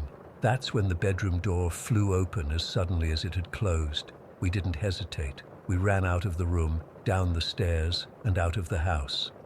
We didn't stop running until we reached the park 2 blocks away, both of us gasping for breath. "What the fuck was that?" Emma panted, tears streaming down her face. I couldn't answer. I was staring at my arm, where the scratches had started to bleed, thin lines of red trailing down to my wrist. It's been 4 days since then. The scratches are healing, but I still have no explanation for what happened. Emma and I haven't gone back to her house alone. She's been staying with her grandmother until her parents return from their trip. We haven't told anyone what happened because honestly, who would believe us? But the worst part isn't what happened in Emma's room. It's what's happening now in my own home. The footsteps my mom heard that night. I hear them every night now, pacing back and forth outside my bedroom door. Objects move when I'm not looking. Last night I woke up to find all my dresser drawers open, though I know I closed them before bed. And the scratches on my arm? This morning, I found new ones on my back. I only discovered them when I felt the sting in the shower. Whatever we invited that day didn't just touch us and leave, it followed me home, and I don't think it's going anywhere. Story 18. I can't explain what happened to me back in 2015. I've kept it to myself for the most part, only telling my cousin and a couple of close friends. But after what happened, I feel like I need to share it with others who might understand or have experienced something similar. I was 15 at the time, living with my parents in our house in Oakville. It was a pretty normal suburban home with a decent-sized backyard that backed onto a small wooded area. Nothing special or weird about it. At least that's what I thought. The first time it happened was in early summer. I was home from school and looking for my mom. She'd said something about doing laundry earlier, so I checked downstairs first, but couldn't find her. When I walked through the kitchen, I glanced out the window that faces our backyard and saw what I thought was my mom hanging clothes on the line. I remember feeling confused because we rarely used the clothesline anymore. We had a perfectly good dryer, plus it looked like it might rain later. But there she was, or so I thought, hanging white sheets on the line. She was wearing this white dress that flowed a bit in the breeze. I headed outside to ask her something. I don't even remember what now. As I got closer, something felt off. My mum has this way of standing that I'd recognize anywhere, but this woman's posture was different. Still, I could only see her from behind, long dark hair like my mum's and that white dress. "Mom?" I called out, but she didn't turn around. I got within maybe 15 feet when I looked down for a second to avoid stepping on a garden hose. When I looked back up, she was gone, just gone. The sheets were still there on the line, but the woman had vanished. There wasn't enough time for her to have gone anywhere. Our yard is pretty open, and there's nowhere to hide that quickly. My heart started racing. I ran over to the clothesline, but there was no sign anyone had been there. The grass wasn't even disturbed. The sheets were hanging perfectly, already dry, which made no sense if they'd just been hung up. I rushed back inside, feeling genuinely freaked out. I went upstairs and found my mom in her bedroom, folding laundry from a basket. She was wearing jeans and a navy t-shirt, definitely not a white dress. "Were you just outside?" I asked, trying to keep my voice steady. She looked at me like I was crazy. No, I've been up here for the past hour. Did you hang sheets on the line today? What? No? Why would I do that when the dryer works fine? I described what I'd seen, and my mom just stared at me. Then she said something that made my skin crawl. Lily, I don't own any white dresses except my wedding dress, and that's been packed away in the attic for years.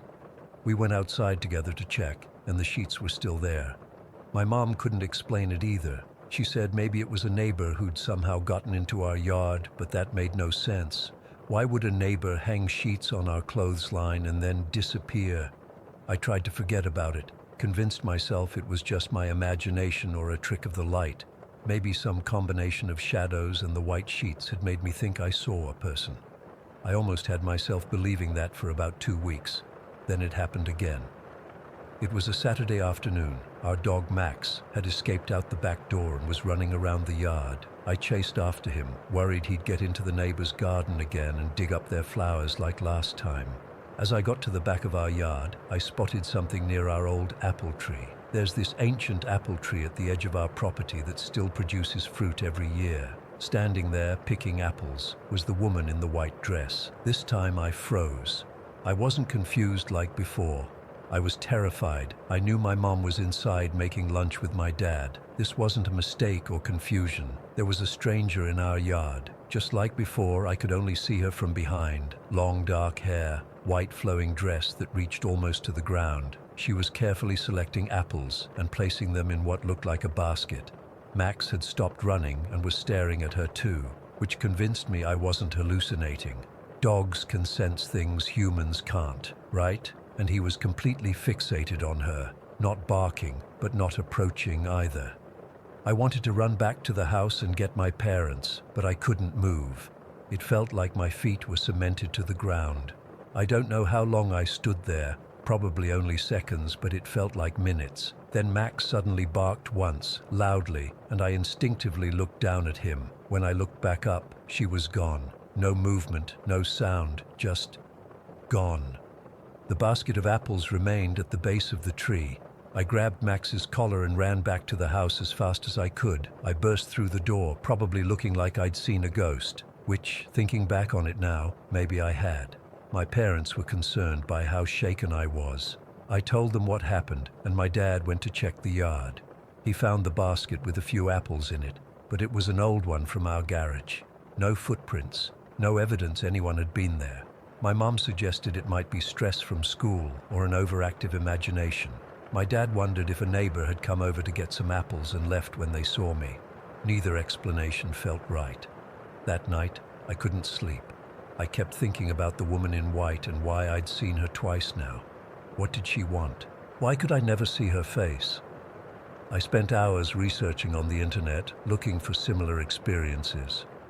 The next day, I called my cousin Jamie, who was really into paranormal stuff.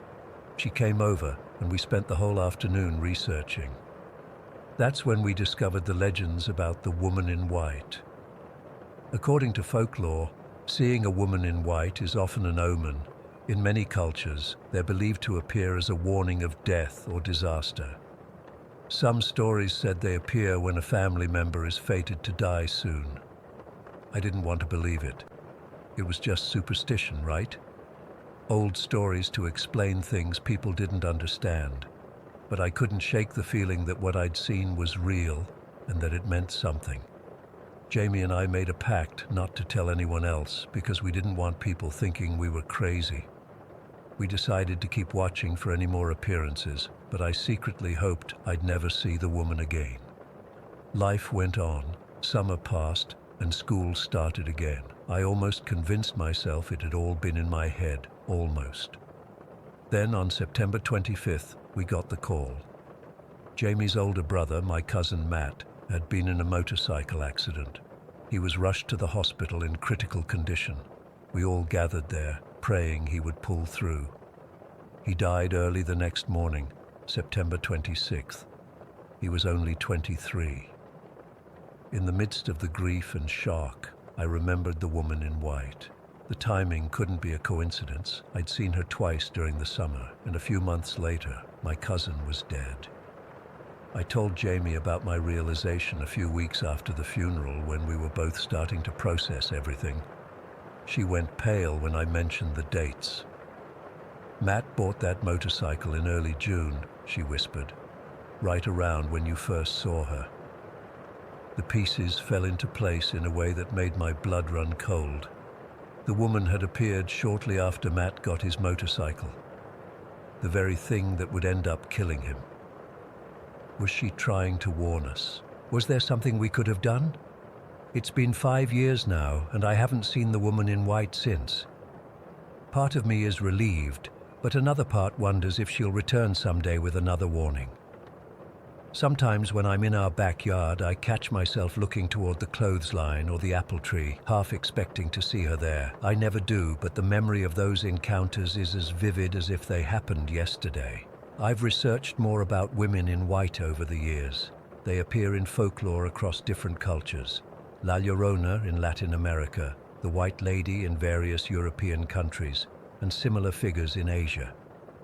Almost always, they're connected to tragedy or death. What bothers me most is that I never saw her face. Would I have recognized her if I had? Would she have looked like someone I knew? Or would her face have revealed something I wasn't meant to see?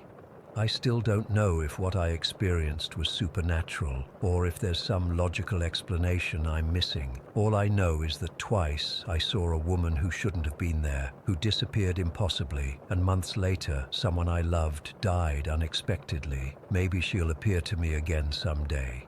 If she does, I don't know if I'll run away or try to speak to her. All I know is that I'll be paying very close attention to what happens in the months that follow.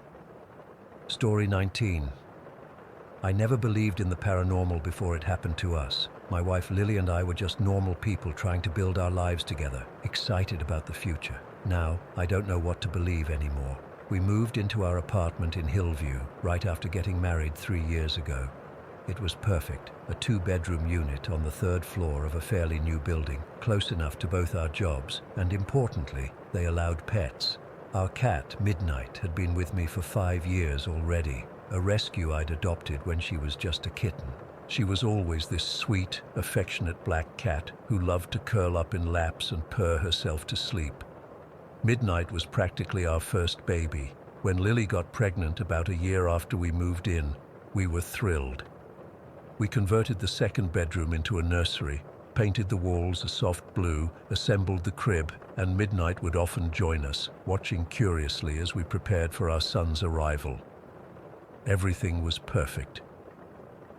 The first strange things started happening about 2 weeks after we brought Noah home from the hospital. I remember it clearly because I was so sleep-deprived. I initially thought I was imagining things. It started with knocks. 3 distinct knocks on our bedroom wall at 3 in the morning. I got up to check, thinking maybe a neighbor needed something, but the hallway was empty. I dismissed it as pipes or the building settling, but then it happened again the next night, and the night after. Always at 3 in the morning, always 3 knocks. Lily heard them too, which was both reassuring.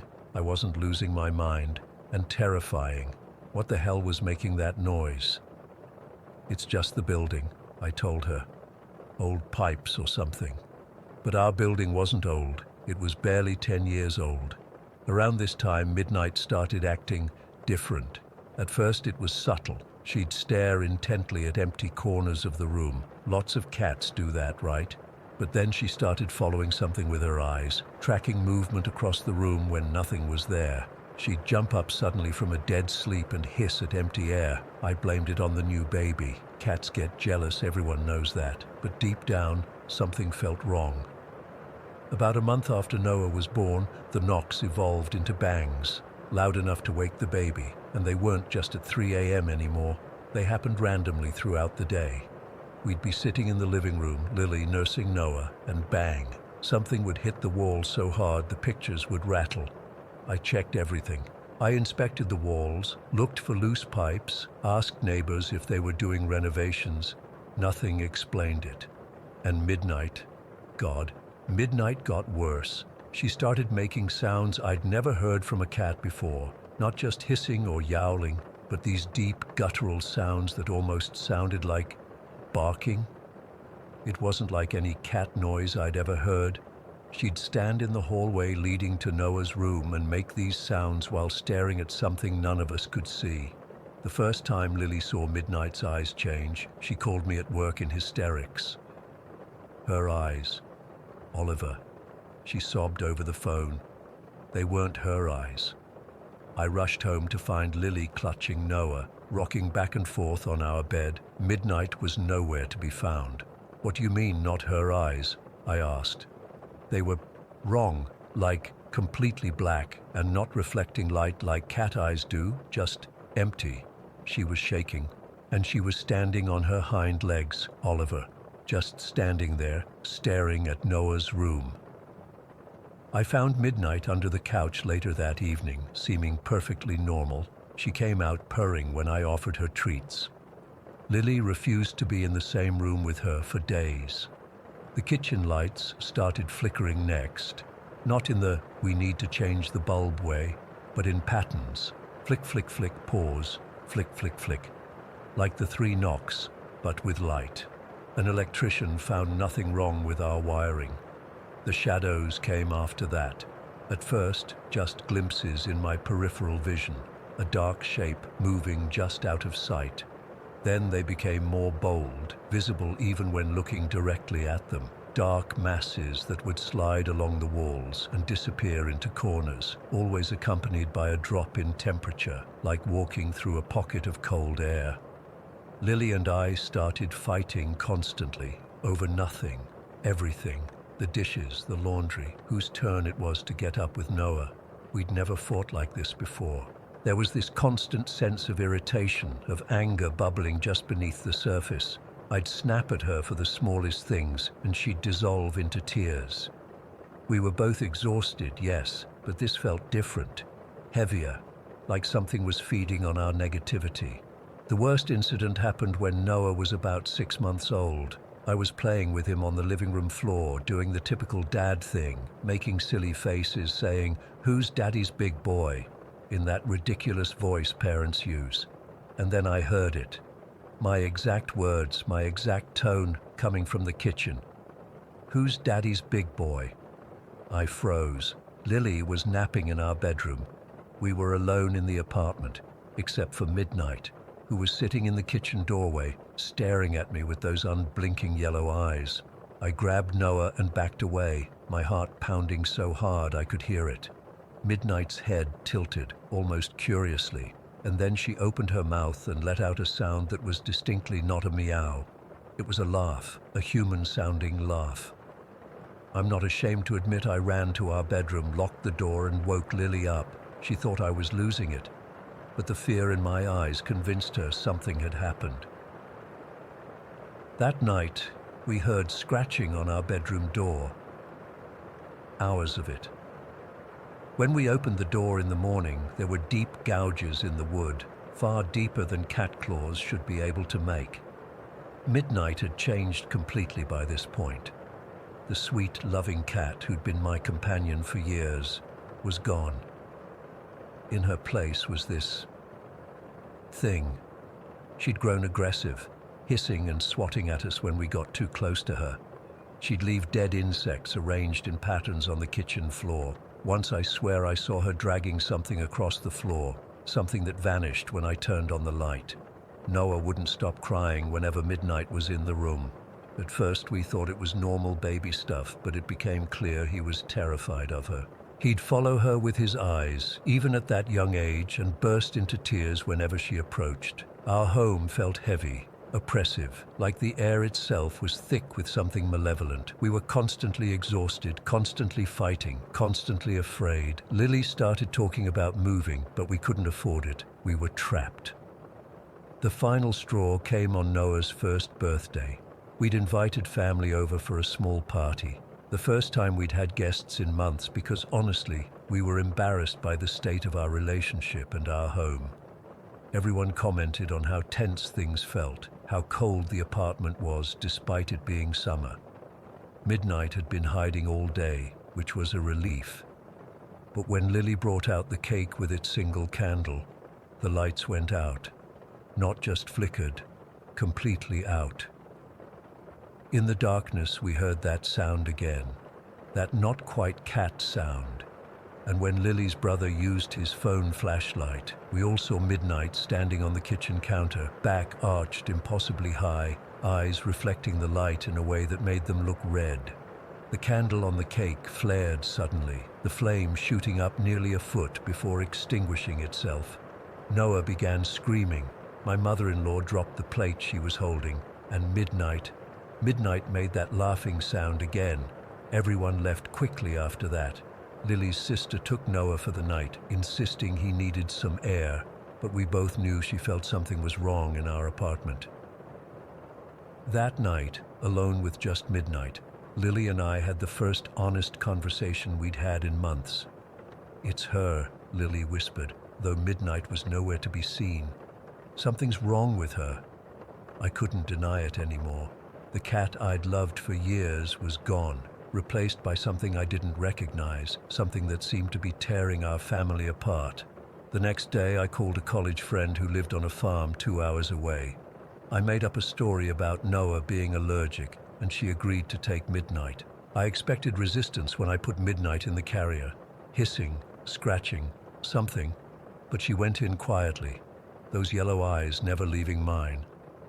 It was almost like she knew what was happening and was amused by it. The drive to the farm was silent.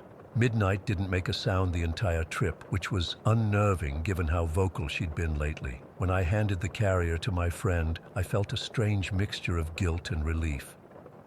"Take care of her," I said, not adding, "and be careful." I cried on the drive home, mourning the pet I'd once loved so much. But when I walked back into our apartment, I felt it immediately. The heaviness was gone. The air was lighter, clearer somehow. The constant sense of dread that had followed me for months had vanished. Lily felt it too. When Noah came home, he stopped crying constantly. He started laughing again, reaching developmental milestones he'd been missing. Lily and I stopped fighting. The knocks, the bangs, the voices, the shadows, all gone, completely gone, like someone had flipped a switch. It's been 6 months now. Our apartment feels like a home again. Lily and I are back to being the couple we were before all this started. Noah is thriving. But sometimes I wake up at 3 in the morning, listening, waiting for those 3 knocks. And I wonder what exactly was living in our home all those months. Was it Midnight herself, or was she just a conduit for something else, something that used her as a gateway into our lives? I don't have answers. I just know that when the cat left, the darkness left with her, and I'll never look at a staring cat the same way again, wondering what exactly they might be seeing that we can't. Story 20. I've never really shared this with anyone outside my family before. It happened when I was 7 years old, but the memory is still crystal clear in my mind even now. I grew up in a small town in southern Germany called Oberndorf. It's one of those places where everyone knows everyone, and traditions like Walpurgisnacht are still celebrated with bonfires and gatherings. Not that this matters much to the story, but it kind of sets the scene for the kind of place I grew up in. Quiet, traditional, safe. At least I always thought it was safe. It was a Tuesday afternoon in April, and I was on my way to handball practice. I was obsessed with handball back then. My mom usually drove me, but that day she had to work late, so I was walking the 15-minute route by myself. It wasn't a big deal.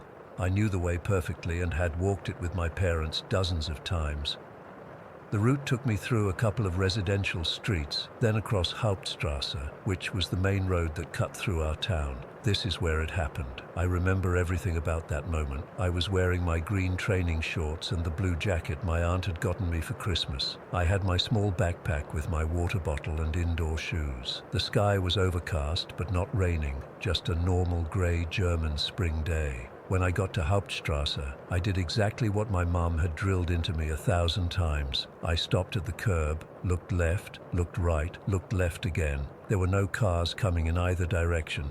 The street wasn't super busy, but it was usually never completely empty either. Still, at that moment, there was nothing. I stepped off the curb onto the road. What happened next still gives me chills when I think about it. The instant, and I mean the very instant, my foot touched the asphalt, a dark blue car appeared out of nowhere. It was racing down the street toward me, way above the speed limit. I froze. You know how people talk about time slowing down in moments of extreme danger? That's exactly what happened. I could see the driver wasn't looking at the road.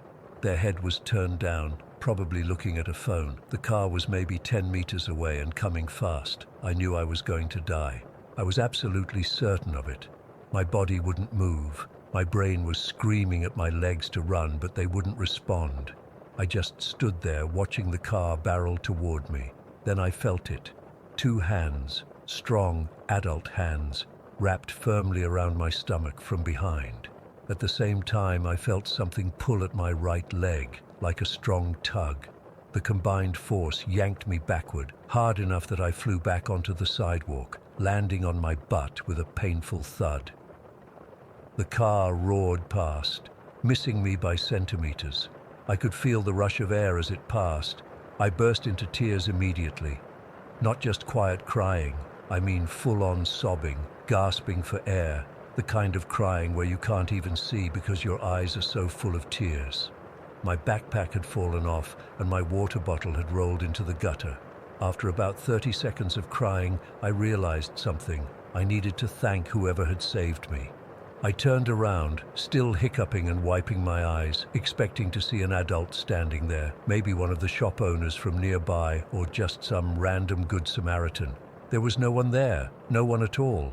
I looked up and down the street. Nothing. The sidewalk was completely empty. The street itself was now empty too. The blue car was long gone. I was completely alone. I cannot explain the feeling that washed over me. It was like fear, but deeper and colder. I scrambled to my feet, grabbed my backpack and water bottle, and ran all the way home. I completely forgot about handball practice. I just wanted to be home with my mom. When I burst through our front door, my mom was surprised to see me. She was in the kitchen preparing dinner and hadn't expected me back for at least another 2 hours. She took one look at my face, tear-streaked and pale, and immediately knelt down to my level. "Lucas, what happened? Why aren't you at practice? You look like you've seen a ghost." I told her everything between sobs, how I'd checked the road, how the car appeared out of nowhere, how someone or something had pulled me back to safety, how there was nobody there when I turned around. My mom listened without interrupting. When I finished, she hugged me tightly for a long time. Then she led me to the sofa, made me a cup of hot chocolate, and sat down next to me. "Lucas," she said very gently, "I think you had a guardian angel watching over you today." This confused me. I knew about guardian angels from religion class, but they were just stories, right? Like Santa Claus or the Easter Bunny. "But I felt real hands, Mama," I insisted. "And something pulled on my leg, too. It was real." She nodded thoughtfully. "Did you feel 2 different things? Hands and something else?" I nodded. "You know," she said slowly, "your great-grandfather died before you were born. He was a very good man, very protective of his family, and he had very strong hands from working as a carpenter his whole life." I didn't say anything. I was trying to process what she was suggesting. "And you remember Billy?" she continued. "Billy was our dog, a big friendly German shepherd who had been my constant companion since I was a baby. She had died just 6 months earlier from kidney failure. I had been devastated. Billy had always been extremely protective of me, sometimes to the point where my parents had to tell her to back off a bit when friends came over. Billy always watched over you, my mom said. Maybe she still does. That night, I had a dream. I was standing on that same street corner looking both ways before crossing. In my dream, I looked behind me and there was a man standing there. He was tall with bushy eyebrows and kind eyes. He was wearing work clothes with suspenders. Next to him, sitting attentively with her tongue hanging out, was Billy. They were both just watching me, not in a scary way, but in a protective way. The man smiled and nodded at me. Billy wagged her tail. Then I woke up. I didn't think much about the dream at the time. Kids have weird dreams, right? But about 3 years later, my mom was going through old photo albums and called me over. "Look, Lucas," she said, pointing to a black and white photograph. "This is your great-grandfather when he was in his 40s, the one I told you about." I looked at the photo and felt all the blood drain from my face. It was him, the man from my dream, the same bushy eyebrows, the same kind eyes. I had never seen a picture of him before that moment. I'm 23 now, and I still can't explain what happened that day. The most rational explanation is that I imagined the whole thing, that I simply jumped back on my own when I saw the car, and my brain filled in the gaps with the sensation of hands pulling me. But that doesn't explain how the car appeared so suddenly when the road had been completely empty seconds before. It doesn't explain the very distinct feeling of two separate forces, hands around my waist and something pulling at my leg. And it certainly doesn't explain the dream with a man I'd never seen before, who turned out to be exactly what my great-grandfather looked like. Sometimes when I'm crossing a street, even now, I get a feeling like I'm being watched over. Not in a creepy way, but in a comforting way. And occasionally, very occasionally, I'll feel the lightest pressure against my leg, like a dog leaning against me. I'm not a particularly spiritual person in general. I don't go to church. I don't read horoscopes. I don't believe in ghosts haunting old houses. But that day on Hauptstrasse shook my understanding of reality. I don't have an explanation for what happened. I just know that something, or someone, saved my life that day. And sometimes I wonder how many other people have guardian angels they don't even know about, watching over them in moments of danger. I guess the strangest part is that I'm not afraid when I think about what happened. It should be terrifying to think about invisible forces grabbing you from behind, but instead I find it comforting.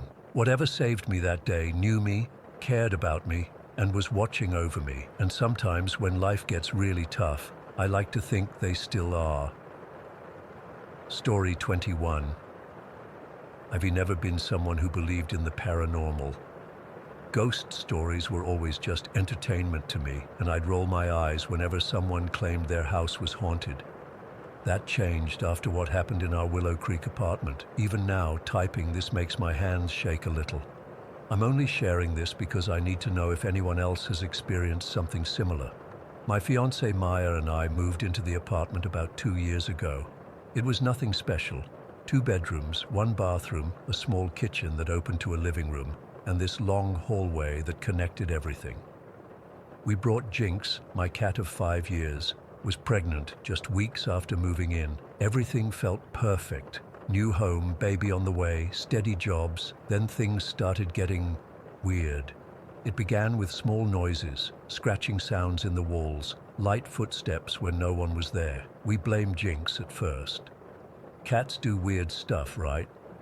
But then we started noticing Jinx's behavior change. He'd always been this confident, independent cat who owned every space he entered. But suddenly, he wouldn't walk through our hallway normally. He'd sit at one end, staring intently like he was watching something, then bolt through at full speed like something was chasing him. It wasn't playful. His ears would be flat against his head, and he'd look genuinely terrified. "Maybe there's a draft," Maya suggested one night after watching Jinx race through the hallway for the 5th time that day. But we checked, and there was nothing. Around Maya's 4th month of pregnancy, I saw it for the first time. I was up late finishing some work on my laptop. The apartment was silent except for the hum of the refrigerator and Maya's soft breathing from our bedroom. I got up to grab a drink and had to pass through that hallway. As I approached it, I felt this sudden chill. The air felt heavy, like walking through water. Then I saw it, a dark shape, not quite human, but definitely not a shadow cast by furniture or anything like that. It was darker than the darkness around it, standing near our bathroom door. I froze, convinced I was just tired and seeing things. I blinked, and it was gone. I didn't tell Maya right away. I didn't want to stress her out during the pregnancy. But a week later, she mentioned seeing something similar. "Gabe, I think I saw someone in the hallway today," she said casually while we were making dinner. My blood ran cold. "What do you mean?" "It was weird, like a shadow, but it moved on its own. I thought it was you at first, but then I remembered you were at work." She shrugged it off, but I could tell it had unsettled her. After that, we both started noticing the shadow figures more frequently, always in that hallway. They never did anything threatening, just stood there or moved slowly from one end to the other. We tried to rationalize it. Maybe it was the way light came through our windows, or maybe our eyes were playing tricks on us. But deep down, we both knew something was off. As Maya's pregnancy progressed, things got worse, not just with the shadows, but with us. We started fighting constantly over the stupidest things. I'd get unreasonably angry if she left a dish in the sink. She'd scream at me for breathing too loudly. It sounds ridiculous now, but in those moments, I felt this intense hatred toward her that made no sense. We'd been so in love, so excited about our future, and suddenly we were at each other's throats daily. One night, after a particularly bad argument over what color to paint the nursery, I stormed out of the bedroom and sat on the couch fuming. As my anger slowly subsided, I had this terrifying realization. I didn't recognize myself. The thoughts I was having weren't mine. It felt like someone else's rage was coursing through me. Maya came out a little later, crying. "Gabe, what's happening to us? This isn't me. I don't talk to people like this. I don't feel like myself." That was the first moment we considered that maybe there was something more going on than just pregnancy stress or adjustment issues. Our son, Noah, was born in January. We thought maybe having him home would change things, bring us back to ourselves. For a few days, it seemed to work. We were too exhausted with newborn care to fight, and the joy of having our baby seemed to push away whatever darkness had been growing between us. But then Jinx's behavior became even more concerning. He'd always been good with guests, curious but cautious. With Noah, though, he became almost hostile. He'd hiss at the baby monitor. He'd deliberately knock things over near the crib when Noah was sleeping, waking him up. He'd sit outside the nursery door, meowing loudly at 3 in the morning. Maybe he's jealous? Maya suggested, but this felt different than pet jealousy. Jinx would stare at Noah with this intense focus that made me uncomfortable. He'd follow him around the apartment, always keeping his eyes on him, and the racing through the hallway. That got even worse. Sometimes Jinx would sit at one end of the hallway, meowing plaintively like he was trapped, unwilling to cross, even though his food and water were on the other side. About 2 months after Noah was born, I was playing with him on our bed. He was on his back, and I was gently pushing his legs in a cycling motion, saying, "Run, run, run," in that silly voice you use with babies. Noah was smiling and cooing, and for a moment, everything felt normal. Then I heard it. A voice, barely a whisper, mimicking my words. "Run, run, run." I froze. Maya was in the shower. I could hear the water running. We were alone in the bedroom. The voice had come from right beside me, so close I could almost feel the breath on my ear. I snatched Noah up and held him against my chest, my heart pounding. "Who's there?" I called out, feeling ridiculous but terrified. No answer, of course. I didn't tell Maya. I thought maybe I was losing my mind from sleep deprivation. But that night, things escalated. We put Noah down in his crib around 8, and I was washing bottles in the kitchen when I heard a crash from the nursery. I ran in to find Jinx had somehow opened the nursery door, jumped on the changing table, and knocked over a lamp that had shattered just inches from Noah's crib. Noah was screaming, and Jinx was just sitting there staring at me with these eyes that didn't look like his. That was it. Something had to change. After 5 years, making the decision to rehome Jinx was heartbreaking. I loved that cat. He'd been with me through college, my first apartment, meeting Maya, everything. But I couldn't risk Noah's safety, and Jinx's behavior had become completely unpredictable. I found a friend of a friend who lived about 30 miles away who was willing to take him. The day I dropped Jinx off was one of the hardest days of my life. He seemed to know what was happening. As I put him in his carrier, He meowed once, not angry, just this sad, resigned sound that broke my heart. The woman who took him was kind and had a nice place with a yard. I told her about his food preferences, his favorite toys, but I didn't mention any of the bizarre behavior. I was too afraid she'd think I was crazy or refuse to take him. I cried the whole drive home. I felt like I'd betrayed my friend. When I got back to the apartment, Maya was holding Noah in the living room. She looked up at me with red-rimmed eyes. She'd been crying too, but then something strange happened. "Gabe," she said quietly, "does the apartment feel different to you?" And it did. The moment I walked in, I noticed it. The air felt lighter. The constant tension that had been pressing down on us for months was just gone. That night, we slept better than we had in nearly a year. No strange noises, no fights, no feeling of being watched. The next day was even more bizarre. We spent the whole day together with Noah, and not once did we snap at each other. The dark thoughts that had been plaguing me were gone. I felt like myself again, the person I was before we moved into that place. Most notably, we didn't see a single shadow figure. The hallway that had been the center of all the activity just felt like a normal hallway. "Do you think—" Maya started that evening as we sat on the couch, Noah sleeping peacefully in his bassinet beside us. "Do you think whatever was happening was connected to Jinx somehow?" "I don't know," I admitted, "but the timing is too perfect to be coincidence.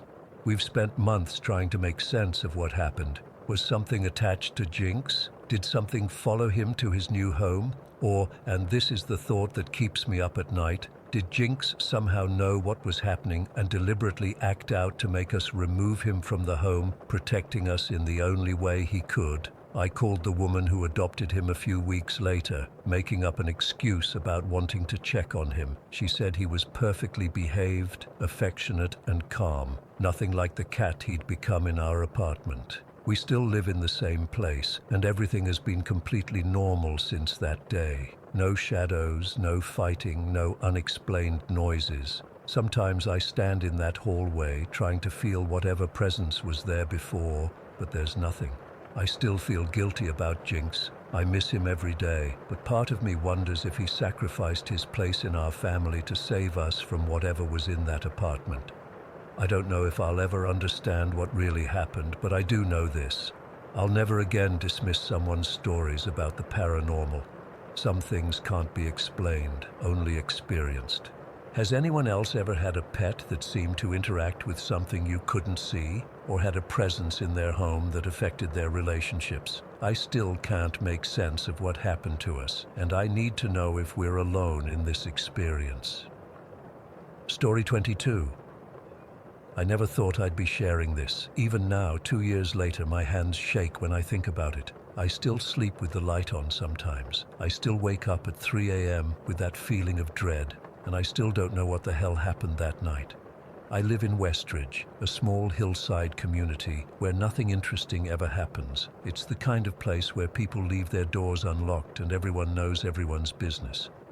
I've lived here with my boyfriend Noah for 3 years in a small 2-bedroom house that's never felt anything but safe and comfortable until that night. It was a Tuesday in October, nothing special about it. I remember because I'd just started my new job shadowing at Memorial Hospital in the sterile processing department 3 days earlier. The job was basically cleaning and sterilizing surgical instruments, not glamorous but decent pay. I was tired that night. Training was intensive, and I'd been on my feet all day, learning protocols and procedures. Noah and I went to bed around 11. I remember checking my phone one last time, setting my alarm and drifting off pretty quickly. Noah was already snoring softly beside me. I always slept on the right side of the bed near the door, while Noah preferred the left side by the window. I don't know exactly what time it was when I woke up. The digital clock on our nightstand showed something like 3:17, but honestly, the moment I opened my eyes, time became irrelevant, because I wasn't alone. There was something standing next to the bed on my side, right there, just a few inches away from where I lay. I couldn't see it, not with my eyes, but I could sense it with absolute clarity in my mind, like some part of my brain was receiving information my eyes couldn't process. It was tall, dark, and vaguely human-shaped, but wrong somehow, just wrong, standing completely still, watching me. The fear that hit me wasn't like anything I've ever experienced. It wasn't the startled fear of someone jumping out at you, or the worried fear of walking alone at night. This was primal. This was my entire body screaming danger at a frequency that made my teeth hurt. I couldn't move. Not at first. My body was frozen while my mind raced, trying to make sense of what was happening. Was I dreaming? Was this sleep paralysis? But I could move my fingers, clench my fists. This wasn't paralysis. And then the full weight of the presence hit me. Whatever was standing there was focused entirely on me, watching, waiting. And it was so much more than just something physical. It felt ancient, patient, hungry. That's when I started screaming. I don't remember consciously deciding to scream. It just erupted out of me, this raw, terrified sound that didn't even sound like my voice. Noah jolted awake instantly, sitting up and fumbling for the lamp. "Eliza, what's wrong? What's happening?" His voice was panicked, disoriented, but I couldn't answer him. The words wouldn't come. How could I explain what I was experiencing when I couldn't even understand it myself? The presence was still there, still watching, even as Noah switched on the light and looked around wildly. "There's nothing there, babe. It was just a nightmare. You're okay." But it wasn't a nightmare. I knew that with absolute certainty. Nightmares don't linger when you wake up. They don't continue to press against your consciousness, even as someone holds you and tells you you're safe. "Switch sides with me," I finally managed to say, my voice barely above a whisper. "Please, Noah, I need to switch sides with you." He looked confused, but didn't argue. We awkwardly shuffled across the bed, trading places. I immediately pulled the blanket up over my head like a child, as if that flimsy layer of fabric could protect me from whatever was in our bedroom. "Do you want to talk about it?" Noah asked, his arm around me, his body warm against my back. I shook my head. How could I explain that there was something standing by our bed that only I could sense, that it was still there, now on his side, still watching me even through the blanket? He'd think I was losing my mind. Maybe I was. We stayed like that for hours. Noah eventually fell back asleep, his breathing deep and even against my neck, but I remained wide awake, every nerve ending firing, every instinct telling me to run. But where would I go? How do you run from something you can't see but know is there? The presence stayed until the first light of dawn filtered through our curtains. I felt it gradually recede, like a tide pulling back from shore. By the time Noah's alarm went off at 6:30, it was gone. But the fear lingered, a cold weight in my stomach. "Feeling better?" Noah asked, kissing my forehead before getting up. I nodded, not trusting myself to speak. How could I tell him I'd spent the entire night terrified, feeling watched by something neither of us could see? He left for work at 7:30, and I called in sick to the hospital. There was no way I could function after a night like that. As soon as Noah's car pulled out of the driveway, I started researching.